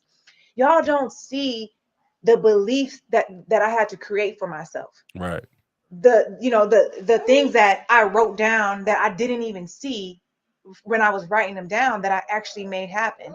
The like you said, the working out, the eating, like the praying, like all the stuff behind the scenes that actually pours into your business. Like Right. it's hard work and it's hard to be consistent. It's hard to be resilient. It's hard to keep going even when you just don't see. It's just hard. And Right. so you should poke your chest out. You should be proud. And like, I don't need people to celebrate me because I celebrate myself a lot, like the small wins and the big wins by myself. Absolutely. Like, I'm proud of you. Like, I talk to myself. And so, Absolutely. So then I said, and then on top of that, like, you've been doing this whole interview and you've been holding the little man over there. So like take us kind of through that. Like how does that impact or affect like, you being a businesswoman, you being an entrepreneur, like you being a new mom, you trying to instill those principles. I know you shared about him getting on the potty a little sooner than most kids would be. So you an active mom on top of being an active businesswoman. Like what's that like? you know what? It is the crazy thing is like I have so much help. Like I do. Like I have my sister here. His dad is active. But some when his dad is at work, I gotta work too. But it is it's challenging because I'm a breastfeeding mom. Like I make all his food. I'm actually like present with him. And it's hard mentally, it's challenging mentally, but it has to be done. You know what I'm saying? Mhm. Like I don't I just thank God because he just turned 1 and I have not spent over 5 hours without him since he's been 1. He hasn't had to go to daycare. He hasn't had to like be away from me. And I just thank God for me being able for this opportunity to be able to work and be home with my baby. But it is hard. Um, I think moms deserve like everything. We don't get breaks. You know what I'm saying? And whether you own a business or listen, if you got to go to your job and leave your kid and you got multiple kids, you got to feed, like literally changing diapers, feeding the kid, just making sure that they're happy. I don't like my son in front of the TV all day. You know what I'm saying? So I'm actively like with him and it's so hard. And I feel like, honestly, I thank God for my business because a lot of moms experience postpartum depression Mhm. because, their body changes, like the chemical imbalance. And then also, like, they're not who they were before. So it was so important. People actually were talking mess about me because after I had my baby, like 2 weeks after, I had did a class. and people were like throwing shade at me because I went back to work so quick. Right. But it's like, I work from home, and it's like if I did not work, if I did not like, I enjoy working. Not that I needed the money, but I enjoy doing what I do. If I did not work, I don't know what I would do. I probably would have had postpartum depression. You know Right. what I'm saying? Seriously, because you have to find time to do things that you love outside of just being a mom. You know? Right, right. And like I appreciate you sharing that information too. And big shout out to Bronx's father. And I'm glad that you acknowledge the fact that he is active in his life. You know what I Mhm. mean? He does what he needs to do as far as like being his father, and we did kind of talk a lot about the innovator and the entrepreneurship. But I want to kind of like shift the gears a little bit because like with you being the first woman guest on my show, you know what I mean? Like I know me as being a father, I'm a father to 8 children, you know what I mean? And I know I definitely understand like it's a lot of areas to where like I could do a lot better in, a lot of areas where I lack that I could be strengthened in as far as like supporting the mother of my children and things like that. So then my question to you would be like as far as like from a woman's perspective and only solely based on you and yourself, like what role do you think us as men need to play in the lives of our children at such a young age and in developing into young men and young ladies? Whew, I do feel like, especially when dads are like his dad is the sole provider. Um, that's great, but also he's a man. He's a man, but he's a boy, and he needs you to teach him how to go to the bathroom. He needs you to show him how to hold his stuff. Mm-hmm. He needs you to teach him how to walk, not just mommy, teach him how to walk. Like he needs you to sit down and play with him, and he needs that aggression, that masculine energy. That Mm-hmm. this period. He needs you to so we mommies, we need you, the fathers, to take the kids for a whole day. Mm-hmm. Even like take the kids for a whole day where we ain't got to worry about feeding the baby, changing the baby, or their well-being, because we don't want to give them to the babysitter. Sometimes we trust you as the dad. Mm-hmm. So just take the kid, get them dressed, feed them, and also let's be on the same page. If I'm on some healthy stuff and I'm on some not letting my kid in front of the TV all day, when he with you, let's keep the same energy. Don't try to eat Right. all the snacks and all the TV time. Like, let's be on the same page as parents. Like, that is so important. Like, that's so important. Being on the same page with your child's father or your child's mother. Your like, be on the same page. Like, what's the goal with your kids? You know what I'm Right. saying?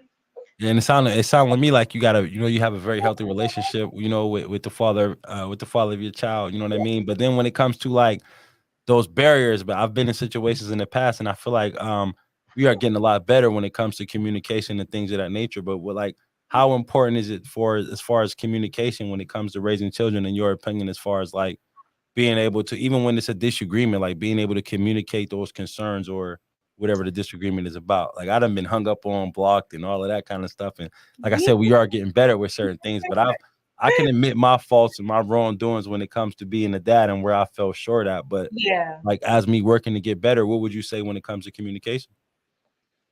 Listen, not just to just talk, like to talk. Listen to what the other person is saying. Nobody right, nobody wrong. Like, come to an agreement. It's the child's well-being. Like, it's the child that's the most important. Hmm. You know what I'm saying? Like, it ain't about your feelings. Sorry, it's gonna get a little dark real quick, but it's not so much about your you. It's about the kid. It's about the kid. The child um is the most important. So whatever, if you are sometimes, like, you can get your feelings into it, but once you just remain mature and just realize, like, okay, this is this is for the child. Hmm. I ain't gonna lie, I ain't the best with communicating either. I'm gonna hang up too. Hmm. I might hang up on you too. This depends. Right. Um, but So just when it comes to you being a new parent though, like what's the biggest misconception or like the biggest, I guess, myth that you've come to understand is like it either is that hard or it's not as hard as y'all make it out to be. What are some things that you discovered being a new parent that you've probably heard from some of your siblings or some of your peers that you kind of was like, oh, I could do that, or I would never do that? Like, what are some things that kind of like, My I was like, biggest fear was becoming a parent. That was my biggest fear. okay. Um, Everyone made it seem like it was just so hard. And it is hard, don't get me wrong, but it's like it's hard, but it's just like it's so fulfilling. Like I wouldn't rather do anything else. So I think what is hard is um or like I said, I do have help, but I am with my son more Mm-hmm. because we are like the mom at the end of the day, the moms are the main parent, like 75-80%. And Mm-hmm. especially if they have multiple kids. So it's hard, but it's like um let's see. I would say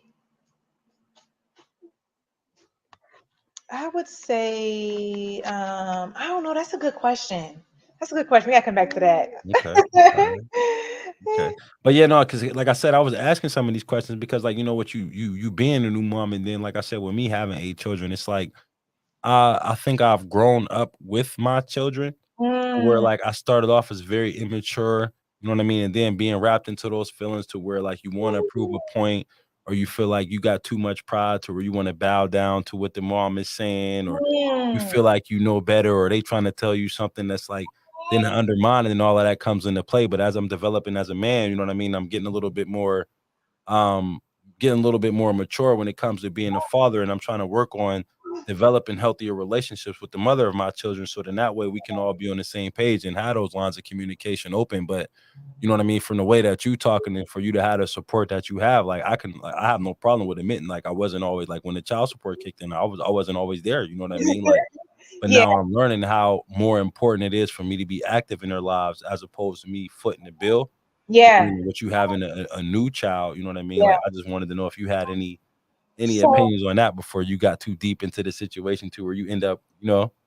yeah, I want to say this as well. Like, shout out to you for taking accountability because it's about maturity and about like, his dad may feel that way too. Like, you think you know everything when it comes to the baby, but it's like it's not even that. It's just moms are spending we're the nurturers. Like this baby was in us. So we know that not that you don't know anything, but it's just like, we're spending more time with the baby. And here's another thing too. So I'm like a very like structured person. If I'm not if I don't have a good schedule, oh, it's over with. Mhm. So it was very important for me when people say, oh, being a parent and stuff is hard. It is hard, but what makes it easier is the simple fact of like having a schedule. Like he wakes up at a certain time, he goes to nap at a certain time. Like I am preparing his diaper bag, I prepare his food. I am like I prepare. I'm not Mhm. last minute with stuff. You know what I'm saying? And I feel like that definitely helps as well with like your stress being a mom and like just being organized and preparing. But I think dads feel like the moms may try to control everything or think they know everything, but Mhm. it's only because the moms are majority with the kids the most. We know what they like, we know what they don't like, we know, when they get cranky, all this stuff.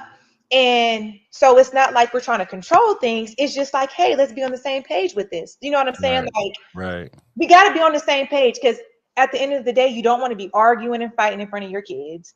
And Right. then you don't want your kids confused. Like, I can do this at my dad's house and I can eat this way at my dad's house, but I can't eat that way at mom's house. Like, I had that growing up. My parents were not together. Okay. So it's like, with my son, having the best thing you can do is like having a dad and a mom in the household. Mhm. Like, he just gets so much love. He just is just it's just different having the two parents in the home. And then I just feel like parents need to just be on the same page. Even if you feel like I'm a dad too, I gotta say so too. That's Mhm. true. That's true. But Right. just be on the same page. Like come to an agreement. It's the best thing for the child. Right. And I think like over the years, I think my biggest issue was feeling like I had to bow down. You know what I mean? Because at the end of the Mm, day, I felt like I knew it was best too. But and then not even looking at the other perspective as far as like, I've carried this child for this long and I know what's right, or I feel like I know what's right. And then, so then women are protective of their children, even if it's against the father. So if I'm going against what you saying, it's kind of like you're trying to undermine my authority as a mother. And I feel like that has caused a lot of problems throughout the years. But like I said, I feel like I'm getting a lot better. You know what I mean? And I'm Say always bow open to down. What do you constructive mean by criticism like and bow feedback. down? Huh? Say bow down. What do you mean like bow down? Like Like, all right, so let's say for instance, if it comes time to make a decision and me and the mother can't come to we don't have the same thought process in mind. And it's like it's either your thought or my thought. And I feel like my thought is better than yours, but I gotta bow down to you because you the mom, you carried the baby for 9 months. You understand it, it's better to where like I feel like me being more masculine and me being more dominant is kind of like it's one of those times where I should be able to have the say so. And when I don't have the say so, well, I'm not gonna say now, but in the past, when I didn't have the say so, it was like, well, if that's what you want to do, then do it by yourself. You know what I mean? Like I've been in situations like that to where I felt like, well, you know what? Since you don't want to hear what I gotta say and we ain't doing it my way, then you gonna do your stuff your way. And then, like I said, get maturing and getting older, understanding, realizing that the only person that actually was affected was my child or my children because of my ego, because of my pride, because of the disagreement. So it's wow. been times where I didn't want to bow down and I had to learn later on in life. And then like some of my kids, my oldest daughter, like she's let me know how she felt about my behavior in the past. And I think that plays a major role in like me developing into trying to be a better father. I'm not trying to be me developing to being a better father, me developing into being a better man is because like with my my oldest daughter, like I went through a lot of trials and tribulations and I went through situations to where I just feel like, you know what? Like I ain't gonna deal with it. I don't want to deal with the mom. I don't want to deal with the kids. I'm gonna pay my child support and get out the way. Yeah. And as I get older and start having those conversations with my daughter, I realize how my behavior impacted her, how my stubbornness impacted her, how my pride impacted her, or how my ability to not bow down impacted her. Even when it was times where I still felt like I was right. It was like it was in my best interest to just shut up, Yeah. not have an opinion because my daughter is letting me know now as she's a young lady developing into a young woman that I hurt her because of my own stubbornness. So that's That's what I so mean when I good. say that, you know what I mean? And then I learned through her and it's like it's unfortunate. It's unfortunate for her to have to actually see me do better with my other children as opposed to how I deal with her because of what I've learned from her. And we've had conversations to where she's told me she felt like I was playing favorites, or she said things to me like, well, you didn't do X, Y, and Z for me. And it's me and my daughter, we have a very good relationship to where we can have that conversation to where I'm explaining myself to her, but she still lets me know her hurt. She still expresses to me how she feels like I'm showing favors towards my son as opposed to her, or I'm pampering my son, or I'm babying my son. And it's like because of my own immaturities and because of my own stubbornness, I missed out on different opportunities in her life that I will never ever be able to get back. And it's like I have to be okay with, and this is probably the hardest thing about like me being a dad and me being more mature, me getting more active, is me having to accept the fact and be okay with the fact that I know I hurt my oldest daughter. And based on how I hurt her, I cannot hurt my other children in the same manner. So I have to treat my other children differently than how I treated my firstborn child. And she has to actually watch me do it. You know what? It's all about healing and forgiveness because as the oldest daughter, I have the same feelings. You know what I'm saying? And as the oldest daughter, as the oldest, you are going to be getting treated different because you are just the oldest, and your parents were young when they had you, and they were going through they was beefing. Like, it had nothing to really do with you, and they were learning, and but also they didn't know how to be parents at that young age. Mhm. You have to realize that, and just forgive, and you have to forgive yourself as well. You know what I'm saying? But you have an amazing, you have amazing kids. I just know the one daughter, but yes, just forgive to heal, and you're doing a great job. You're doing a great job with your kids. And I wanted to ask you, do you want more kids? Honestly, I do. I do want more kids. Okay. It's crazy to say that because, like I said, I do have 8 children. For my own personal reasons, my own personal immaturities. Like a lot of my children, although they're still young, I didn't have the opportunity to raise them in the fashion or the manner that I wanted to Mm-hmm.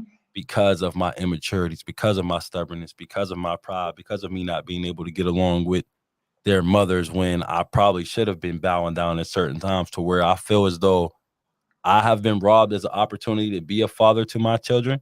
And I still have the opportunity to do so. But then on the flip side, they have been robbed of the opportunity to actually enjoy the man that I am today as far as being their father, because it took a lot of hard work, a lot of dedication, a lot of Yeah.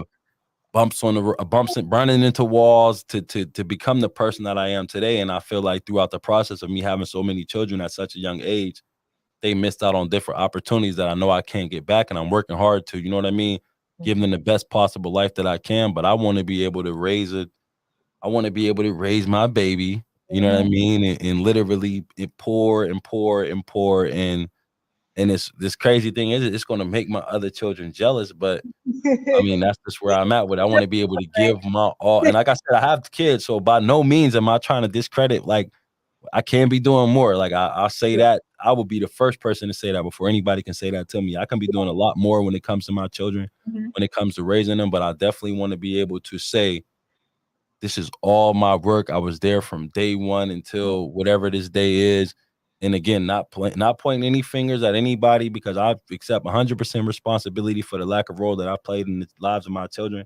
And I want to keep saying that, because I don't want any of the mothers of my children make them feel like I'm putting them down, because they've done everything that they could do within the power that they have been able to do, to be able to raise my children, to keep them healthy, to keep them alive, to keep them going to school and things of that nature. So I'm not trying to discredit anybody. Mhm. I'm just holding myself accountable for the lack of role that I did play, because I feel like I could have done more. So, like, maybe not right now because of Mhm. the way things are going in my life, but I would like to have more children to where I'm able to be way more active than what I already am. And I know it's going to hurt some feelings and it's going to Yeah. cause some jealousy, but I'm willing to deal with, whatever comes with that. Okay. Okay. But like, and I know again we talked about, moms and dads and kids and things of that nature. But now I want to ask you a question again. Like I said, we finished with all the research paper stuff. My question to you now is, like, how do you think us as black men should be supporting black women? I mean, even not just on an intimate level, but on a personal level, like acknowledgement as far as encouragement and things of that nature. Like, from Hmm. your own perspective, as you being a black woman and you being, I'm an entrepreneur, and you being a leader and you being an innovator, like, how do you feel as though us as black men need to support our black women? Support is just so important. I'm going to tell you, I feel like I need more support, to be honest with you. I just feel that black men should support black women more with words of affirmation, with just then, like, you're doing a great job. Like, I see what you go through. I see, what you deal with, and you don't quit. And so words of affirmations and just positive talk, um, investing, give them a couple dollars. You know what I'm saying? Give them a couple dollars to invest in their dreams. I think that's big too. Like, give your girl a couple dollars to invest in her goals. Like, give your girl a couple of dollars. That money is always good. Okay. And then just, I say words of affirmation, finances, and um just truly, like, truly supporting in any way that she needs you to support her. Of She'll course. tell you how she needs you to support her. So Even then, even like on the outside of an intimate level, like, just okay, so let's say for instance, you and I, we don't have an intimate relationship, but we have a friendship. Like, how is it that I'm supposed to support you and any other black women that I encounter who I do not have that intimate relationship with? Like, what are some things that black women need from us as black men in the community? networking with each other like we doing now. When I opened up my salon, you sent me a bottle of champagne. You know what I'm saying? I don't know why this keep going blurry, but just showing up for, if somebody's having a grand opening, showing up, giving your love, giving your support, sharing a post, giving a shout out. What you do that well, like, you're somebody who gives flowers.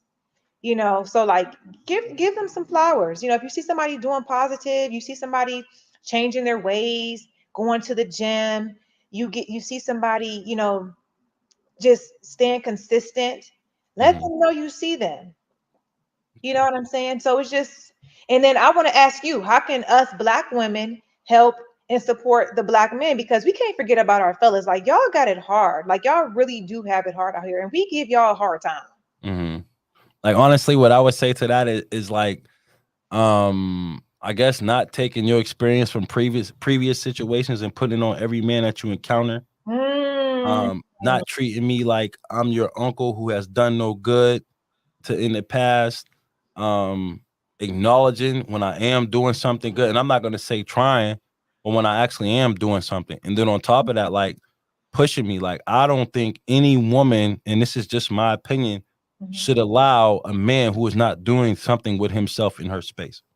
And I Facts. don't even mean like as far as on an intimate level, but even on a personal level. Like, I don't Facts. think that any woman should be having a conversation with a man if you're not encouraging him to do something better with himself. If he's, let's say, for lack of better words, a bump.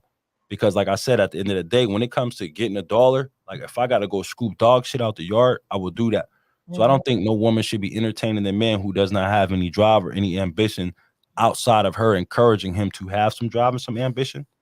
I would say, not putting us down when we make mistakes without a solution. Like, I'm okay. I'm open to constructive criticism. I can be open to somebody telling me where I'm doing wrong, but what you're not finna do is bash me. You ain't finna put me down without having a solution to the problem. Like, I'm a very solution based type of person. I can hold myself accountable. I can be responsible for things, but what I don't want somebody to do is to, if I make a mistake, to drag me through the mud without a solution, because it makes me feel less than. You know what I Mm, mean? And then it makes me feel like I don't want to be around that person. And then at the end of the day, I'm still a man and I'm going to move on. But then mm, even outside of intimacy, like I see us, and the reason why I started this social experiment and started with just doing men, like interviewing men, is because like I see a lot of women, like women empowerment, women encouragement. But I honestly think that women who are involved in intimate relationships with men should encourage their men to create some type of fellowship or some type of brotherhood with other men who are doing certain things. mm, Because we as men, we have a macho complex and we feel like we can't interact with other men, or we can't collaborate with other men, or we feel like if we do get with that dude and link up with him, it's gonna be frowned upon, or it's gonna look at us soft. But women rule the world. You know what I mean? So I feel like if more women were encouraging more men to work with other men and actually build and actually grow, men would do it. Like, I mean, you know it because you're a woman, but a lot of people don't realize the power that a woman has when it comes to encouraging a man. And if every woman who had a boyfriend or a fiance or a husband or a man, whatever you consider him or whatever you call him, encourage him to partnership and encourage him to partner with other men, to fellowship with other men, but and to have more God's nights. And it's not talking about sex, drugs, and sports, but to actually build things, then we would feel like we have support from our women, from our black women to want to do things. I tell people all the time, like the black woman is the most powerful being on the planet, on the universe. Like, my mother played a major role in me being um, developing into the man that I am today. And had it not been for my mom, I wouldn't be the man that I am. You know what I mean? So I understand the role of a woman in my life. I understand the role of a black woman in my life. And like, it's important for me to hear those words of encouragement, but then also don't allow me to be no bum sitting around you. Like, if I'm offering you something, take it. And if I have nothing to offer you, let me know, but don't do it in a condescending way to where I feel like I got to run away, but mhm, do it in a manner to where you're going to encourage me. I'm not big on taking handouts. I can honestly say, like, I'm not gonna say honestly say, but like for the most part, like the only woman that I've ever actually taken money from to help me was like the mother of my children, because mhm, I don't want to take handouts. You know what I mean? I want that encouragement. I want you to make me feel like, so I would also say, like, not putting money in a man's hand or a man's pocket if he has no good intention with it, because a lot of women will feel bad for their man or feel soft on their man and give him some money to go have a good time because he's down bad. mm, So I mean, like, and I can go on and on when it comes to that, because I definitely, like, I need that encouragement. You know what I mean? I be needing that support, even like the shares. Like, like a lot of women won't share some of the things that men are doing or comment or post on it because they feel like it's gonna cause a problem, or you feel like you flirting and stuff like that. To just like get rid of or not worry about the opinions or not worry about the falsehoods or the things that aren't true, but actually supporting black men who you see are doing good and great things in the community, and get mhm, behind them. And I will say, like, I get the majority of the feedback that I do get from women. I get, like, when I was helping, with selling clothes, with my nephew with the Res 11 thing, like the majority of people who interacted with me was women. When I post different things, it's women. When I was posting affirmations every single day, it was women. Women don't like, even when you check your analytics, like it's more women than anything. So I feel like women need to be encouraging their man or men that they're around or involved with to start fellowshipping with other men with good reason or with positive reasons, and not just allow us to sit around and be slouches or be bums, and not encourage men or not allow men in your personal space who have nothing going for themselves. And I can't define what something going for yourself means, but what I will say is I feel like women need to kind of raise a standard for men, because if the women raise a standard and they don't make themselves so easily accessible because they dealing with nothing dudes, then I feel like the men around us will have to step our game up and level up. If they see that more women are interacting with a man who's doing something with himself, then I realize I can't be no bum if I want a woman in my life. So But I true. think women need to stop accepting. And again, by no means can I tell a woman what to do. Yeah. This is how I feel us as men could be supported from women, is from stop accepting BS from men because you in your feelings, or you got a void that you need to be, you know what I mean, or you want a little physical touch and stuff like that. Like, don't just allow anybody to have access to you. Make us work for it. So in that way, we actually value a woman. We understand what it takes in your perspective of what it takes for us to be the man that gets you, not what it takes for, because I don't feel like a woman could tell a man what he needs to do to be a man. But I do believe that a woman can tell a man what type of man they will allow in their space, and then what type of man they will allow in their life, and what type of standards they're setting for them. And I feel like a lot of women lower their standards, or a lot of women will accept anything because they're either feeling vulnerable, or they're feeling like they want some type of companionship, or they want some type of physical touch. And sometimes they'll let anybody in their space. And then there's other men who work so hard and see some women as great women and be like, I don't even want to deal with her because you let a bum in your space. You know what I mean? And that's just, and that again, this is me speaking today.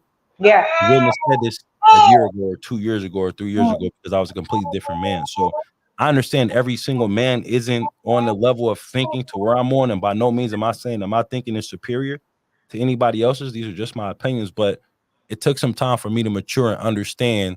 And I'm still understanding to this day what the word being, what the phrase being a man actually means, what it would, how I would like to be supported as a man, and what type of woman or women I would like involved in my life on a intimate level, or on a personal level, or on a friendship level, and be able to set those boundaries and stand and stick to them. Man, powerful. You said a mouthful right there. Yeah, I mean, so that's just my take on it. And like I said, I'm learning every single day. Like, I've been one of the dudes who was just running the streets and wanted to just try to touch everything that I could touch. And Yeah. I've been the dude to try to want to like have the most money to impress somebody or be the flyest and all of that. And what I'm realizing and understanding is like, that really wasn't it. You know what I mean? Today I see that that wasn't it. And I try to teach my son that. And I also teach my daughters to stay away from dudes who were like me in certain time frames of my life. Like now I would love for my daughters to have a man like me in their life. But the man I was 4 and 5 years ago, I wouldn't want me around my daughters. I wouldn't want me around my babies. Like I would, no, stay away from him. But that's Wow. just my take on it. And I know everybody's not going to agree with that. And I know it's going to be some shade that's caught. But at the end of the day, I feel like us as men, we need to start building together. We need to start growing together. We need to start developing together. And what's crazy is I believe that the woman can influence the man to do better and be better. Because if I can't come home and be comfortable with you because you telling me that I need to fellowship with other men who are doing good things, then I'm not going to come to you. And if I try to go to the next woman and she got the same thought process, there's nowhere that I can go unless I step my game up or be by myself. So I think women need to kind of like understand the power that they have when it comes to being involved in a man's life and being active in a man's life, not taking it for granted, not to being too dominating with it, but to actually be able to encourage and understand that men are sensitive too. Like I ain't got no problem with crying.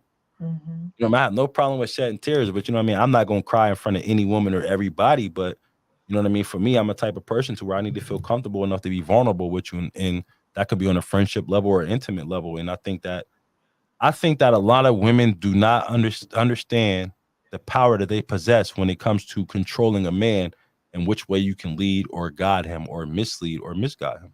They don't. They don't. Absolutely, absolutely. But yeah, listen, this thing was fun. I kind of feel I booked the room for 2 hours because I know me and you was gonna get it for a minute. Yeah, And we I'm got glad we covered a lot of different topics and a minute. subjects, bro. And like I appreciate your time. I don't want to oversaturate this thing for real. Like I said, I can sit here and talk to you for a while. So you got the little man with you. You know what I mean? He been rocking out in the interview with us too, you know, and he gonna be a star here shortly. We know we're gonna see his face on different things and his name on different things, and that's what's up. But like I appreciate your time. You know what I mean? I appreciate the opportunity to speak with you. And I plan on like, I'm gonna type up this paper and I'm gonna send you it. And I got to do a slideshow and all of that. I'm gonna make sure I highlight you in the best way that I possibly can. I want you to proofread it and everything before Yes. I actually submit it. But then before I go, like, you know, this is the Brooklyn Bklassy show on a social experiment. So I don't know if you got anything that you want to say, any plugs you want to drop, any questions you got for me, any information you want to drop for the people that's watching, or you know, we'll watch later on. But I mean, if so, now's your time. I'm open. I'm an open book. So I want to thank you for having me on here. Definitely, you guys get in contact with me on social media, Billionaire Brooklyn with 2 N's on Facebook, TikTok, and Instagram. Those are my business pages. And then I did want to ask you too, like for as far as like you said, as far as like relationships go with what you need from a woman, right? You are this you grew into this man that you are today. And I try to tell young women about their power, right? Not just sleeping with anybody because you bored, like you said, having just any man in your space. Like that's some real stuff right there. And so from a man's perspective, can you give the ladies some advice on like if you were talking to, not even to your daughter, if you were talking to a woman that you were interested in, if a Mm-hmm. woman's interested in you, how can she support you? How can she what are some qualities that you are looking for in her to make sure that she can get in your space? Because you don't want just any woman in your space either at this level, right? Right. So Right. what some qualities are you looking for in a woman, or maybe not right now, but eventually, Mm-hmm. if a woman is looking like, how can I get him? He sounds like a good dude. He want Mm-hmm. another baby. I want another baby. So what can what advice or whatever can you give to some women who are looking to attract mature, masculine, good men? Mm-hmm. Well, the first thing that I would say is don't be so easily accessible. You know what I Mm, mean? And don't always be so available. And when I say don't always be so available, I don't mean be out here entertaining any and everybody, but you know, have a standard. Like understand that like your time is valuable, your time is precious, and all your time shouldn't be devoted to making me happy, making me smile, making sure that I'm gonna eat. Like I'm a grown man. Like if I'm what? hungry, I'm gonna figure out Hold I'm gonna on, hold figure on. out what I'm gonna eat. You know what I mean? Like if you What? ain't got time to cook for me, I need to figure it out. If you Okay. have things that you need to take care of, you need to be able to voice that to me and allow me to figure it out.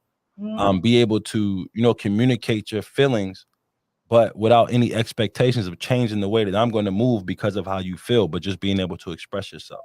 You know what I mean? Because a lot of people will say certain things to try to get you to move, or people will say certain things to you or about you to kind of like alter the way that you move as a man. And like I'm not a big fan of that. And I'm a stubborn person. You know what I mean? So I feel like sometimes people will try to push you in the direction to where they want you to go. And I'm a type of person where I will go the complete opposite just because I know that you're trying to push me. You know what I mean? So I would say like just be open to that and just be, you know, be more understanding. Like I want somebody to be able to understand that I'm a busy person and I'm also a man at the same time. So just because I'm saying I'm busy, I'm not going to be as easily accessible to you as you would like for me to be. But that does not mean that I'm out here laying around or sleeping around or trying to get in anybody and everybody's bed. And I feel like because you know living in the city area and us being so small and word traveling so fast, like a lot of women feel like if you don't answer the phone, you at her house or you at her house. Or me, like I work 10 jobs if I got to, you know what I mean? On top of me having 8 kids. So I think that's important.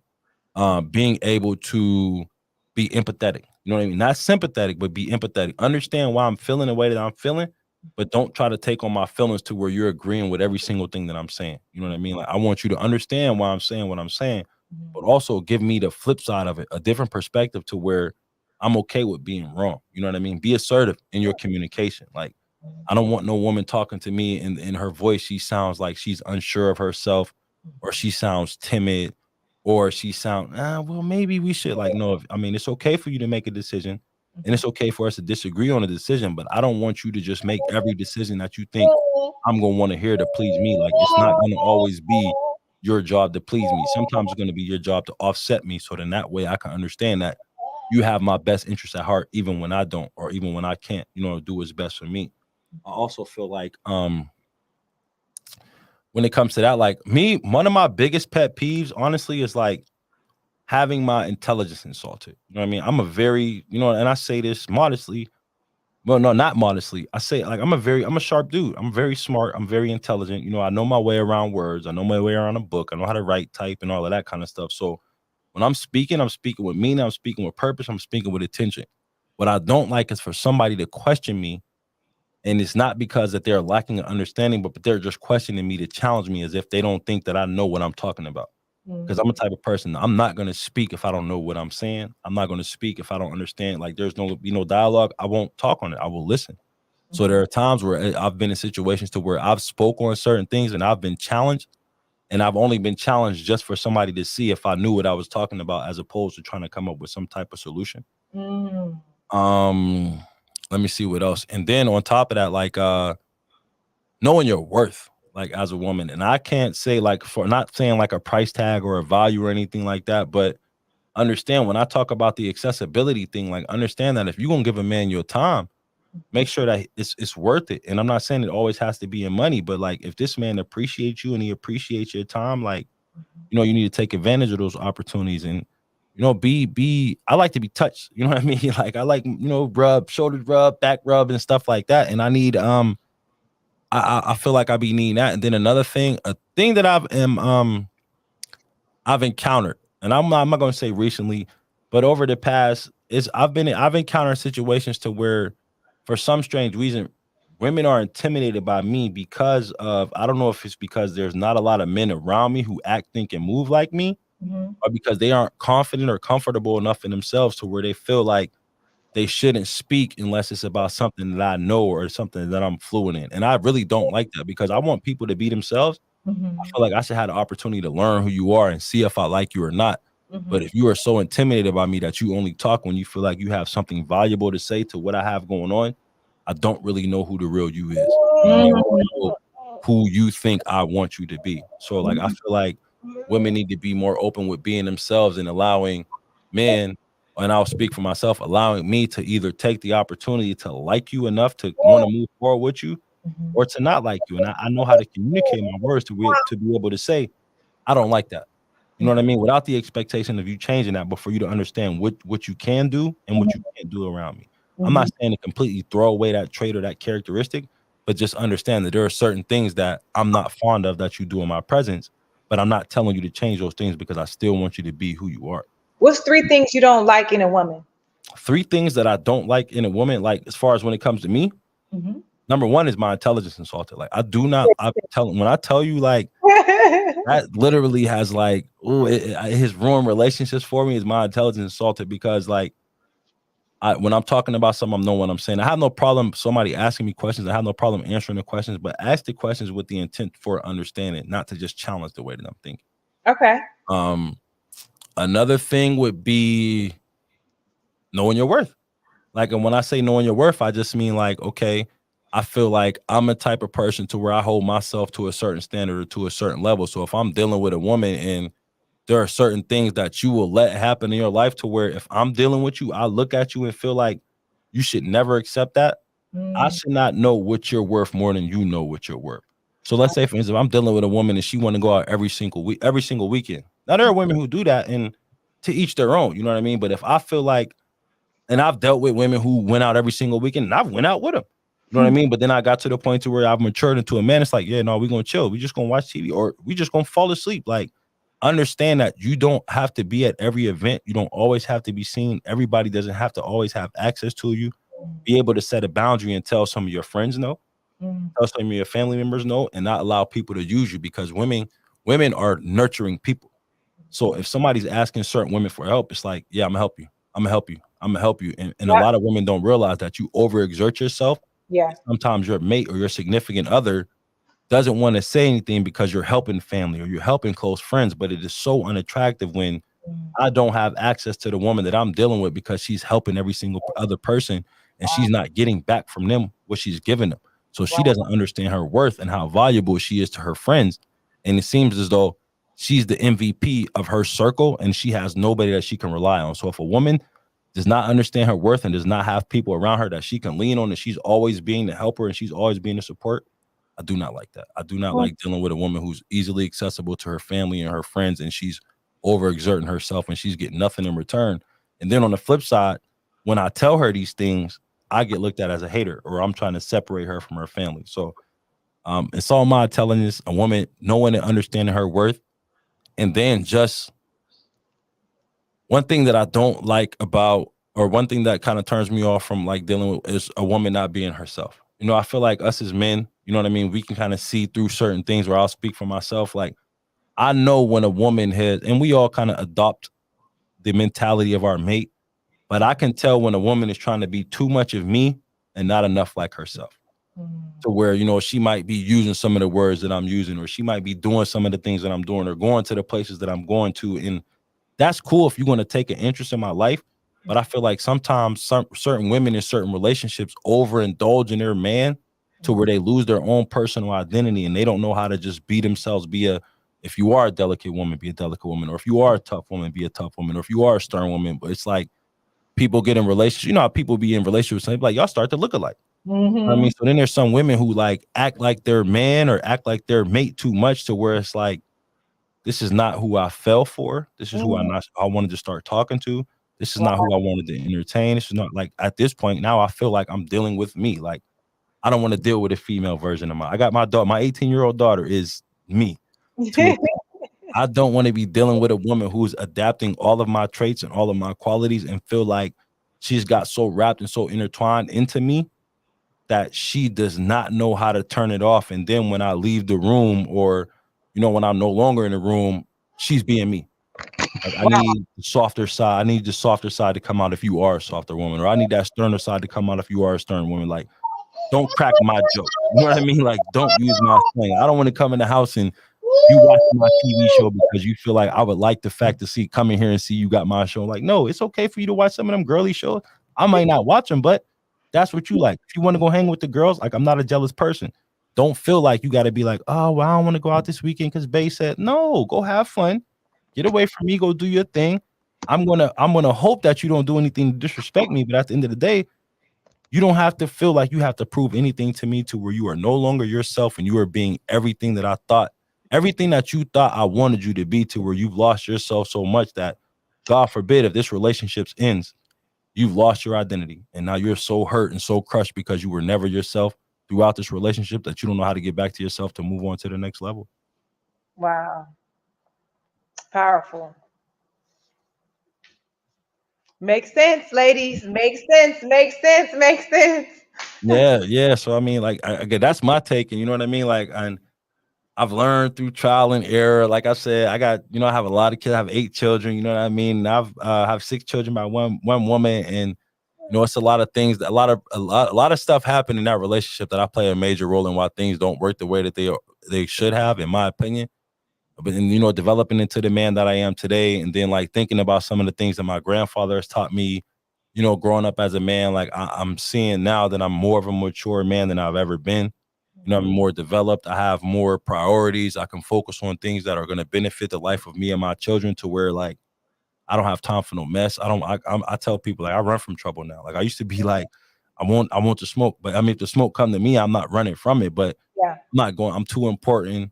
You know, Yeah. I'm too valuable. I understand my worth. I understand where I'm going. I know what it's going to take for me to get there. So when it comes to stuff like that, like I feel like a woman should know and understand those things too. And sometimes you don't have to argue or you don't have to fight. But again, these are just all my opinions. And Mhm. like I'm nobody to give no relationship advice because I done been through some ropes and some ringers, you know what I mean? But that's just what I feel like my opinion is. That would be my take on it. And that's like not taking no shots at nobody. And you know what I mean? I don't apologize. So I'm not gonna apologize to anybody. But you know, Mhm. hopefully the message was well received.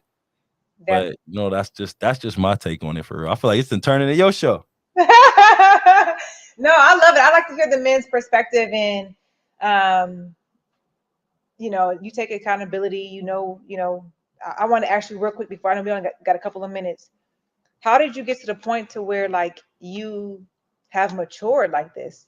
Like what does their self-work look like for you to be able to say, I caused this, I was not the best person with this, I was not the best father? Like what did that work look like for you? All right, so what I will say is Danae, my 18-year-old daughter. Like my daughter is so advanced, and her and our relationship is so strong. And when she got to the point to where she started thinking, she was entertaining dates, and she started expressing herself and started talking about some of the things that she went through, and then she compared her life to my other children's lives. It was kind of like a wake. Like my mom plays a major role in my life, but my mom told me like, don't put all your eggs in one basket. You know what I mean? Like don't. But then as like my daughter started developing into a young lady, and then she came to live with me right when she was 15, I knew that I had to step my game up. You know what I mean? Because it was bigger than just paying child support and providing health insurance for my children. It was bigger than just them weekend visits. It was about me carrying myself and her getting to the point to where, oh, I know your dad. You know what I mean? Or people saying I know your daughter. So like, as far as when it comes to me changing my ways and developing into the man that I was, I have to give the majority, if not all of the credit to my oldest child, Danae, because Mhm. she's very open. Like I said, she's a younger version of me. So when it comes to her expressing herself, my daughter has no problem telling me how she feels. She has no problem telling me how I offended her. She has no problem telling me if I do something that what she tell me that like that give me the ick. I got icker on there. Some of the kids are saying these days, but like my daughter has no problem telling me what she sees wrong with me. And I Mhm. have 4 other daughters that are after her. And I Mhm. would never want any of my children to feel like how she felt growing up. And I Mhm. knew I needed to step my game up. So like I will say, like my oldest daughter my oldest daughter made me realize that I needed to be a better man. And unfortunately, the mothers of my children tried to encourage me to do so, but I wasn't trying to hear what they had to say because I felt like, again, pride, me being stubborn. I didn't want to bow down to them. And they telling me like how it's going to impact the children in the long run. But like, who really wants to hear that? Like, as a man, you don't want to hear somebody telling you damaging your child. But when your child looks you in the face and literally says to you, this is how you hurt me. And Mhm. even when you have your own reasons, you know what I mean? Like I have my own reasons on why I was absent or why I didn't do certain things. But outside of that, when she got old enough to tell me, I don't care about your selfish reasons. You hurt me. Mm. You know what I mean? I was waiting for you. You didn't come. I waited about it, for the phone. Like, and it's days where I wanted to come and her mom told me no, and she didn't hear that conversation. There was Mm. times where I wanted to, go shopping for her, but when I bought the shoes, I was told no matter what, they ain't getting over here. She wasn't trying to hear that. She didn't understand that aspect of it. But as she developed into a young lady, and her and I sat down and we had a conversation, and then we've had multiple conversations. Mhm. Like my oldest daughter made me realize how important it was for me to step my game up to be a better man than I ever was. On Mhm. top of the principles that my grandfather raised me on top of the principles that my mother raised me on top of the principles that the mother of my children tried to instill. Like I will never try to take credit, regardless of our ups and downs. Like Mhm. the mothers of my children play a major role into my life. I mean, as far as them having my children, as far as keeping them safe, as far as them bashing me, as far as them uplifting me and stuff like that. But when it comes to me really truly making the decision as far as like, yo, you need to step your game up, you need to be a better man, I give all of that credit to Danae. Wow. Wow. Shout out to Danae. Yeah, that's my baby for real. That's my baby. She's like I said, she's a small version of me. It's certain things like that. She just called me too. Well, I'm sorry. I know your time. It's cool. Thank you guys for staying with us. Thank you for inviting me and having me on. I'm coming to Erie soon, so we got to do a live. We got to do a live one. We got to do something. We got to get together next time you come to town. You're going to have to let Yeah. me know when you come into town. And Yes, we're I going to get together. We're going to figure something out. Even if we just have a little toast to the good life, or if we get on definitely. the camera, whatever the case may be. But like I said, I appreciate all your input. And I'm going to have to go back and watch this video. I took some mental notes, and I feel like I would be able to type a paper. But I want to thank you for being the first woman guest on my show. And next month is what is it, Women's History Month. So I plan on having more women. And when I announced that I was having a woman on the show, like it's people reaching out to me. Oh, that's what's up. Now we breaking barriers. Let me get on. I want to come on there too. So we might have started something, and Yes. again, like I want to thank you for encouraging me to like step outside of myself and just get on the camera, you know what I mean, and say some things and start with 15-second TikTok videos. And I went from 15 seconds to a minute to 3 minutes, and now we done been on here for 2 hours. So like I really truly do appreciate you, and I understand that like it's possible to meet people that you don't know or didn't know, and they can have a major impact on your life. And I'm glad I touched on it earlier because like you've had a major impact on my life. So the people who I impact and the people I inspire and I motivate, you play a major role in that yourself. So I wanted to give you your flowers for that. As far as all your businesses endeavors, as far as like all the adversity that you went through and your ups and your downs, and you continuing to share the information, and encouraging people to know their worth and getting their value, and getting what you worth for your business, and not taking nothing for granted, and not doing nothing for free. Like I really truly do appreciate you, Brooklyn, and I'm glad that you came on this show, and I'm glad that you was the first female guest. And when we get to the point to where we blew up, and you know what I mean, this thing is bigger than it's ever been. Like this gonna be a moment right here. We done created some history. Black History Month, the first female guest on the social experiment. You was the encourager behind it. You was the motivation behind it. So thank you for your time. I appreciate it. We done ran this thing for 2 hours and 6. This might be my longest one. You know what I mean? And it's only getting better as time goes by. So I really, truly do appreciate you, Brooklyn. Thank Thank you you. so much. I definitely appreciate you. You guys have a good night. Absolutely. I'll move you out the road. All right. So there we go. There you have it. We done had a great conversation on the social experiment with Brooklyn Billionaire Bklassy. I appreciate all the questions that she had to ask me. I appreciate her answering all my questions. If you missed the beginning of the show, the reason why we called Brooklyn on here, I'm in the master's program. I need to do a research paper, and she was the perfect candidate for it. Through all the things that she's done, and you all heard me say how much she's encouraged me, how much she's motivated me. And I definitely know it's a lot of people who's either watched this or who will watch this who understands the role that Brooklyn plays. And when it comes to business people in the city of Erie, in the city of Atlanta, in the city of Detroit, like she's all around her. She's doing big things. Y'all, keep your eyes on Brooklyn. Keep your eyes on me. We're gonna be doing some good things, some great things, and we can continue to collaborate. But again, I appreciate every single person for watching the show. And again, if you like what you saw, make sure you go to the YouTube channel, you subscribe to the page, watch some other videos, and also be on the lookout for some of our future guests. And ladies, we have opened up the platform. I will be interviewing more women. I got some ladies on my call out list, and I will be reaching out to you. So be on the lookout. But again, thank y'all for your time. Y'all have a good night. We are signing off on the social experiment, our 2-hour episode. Have a good night.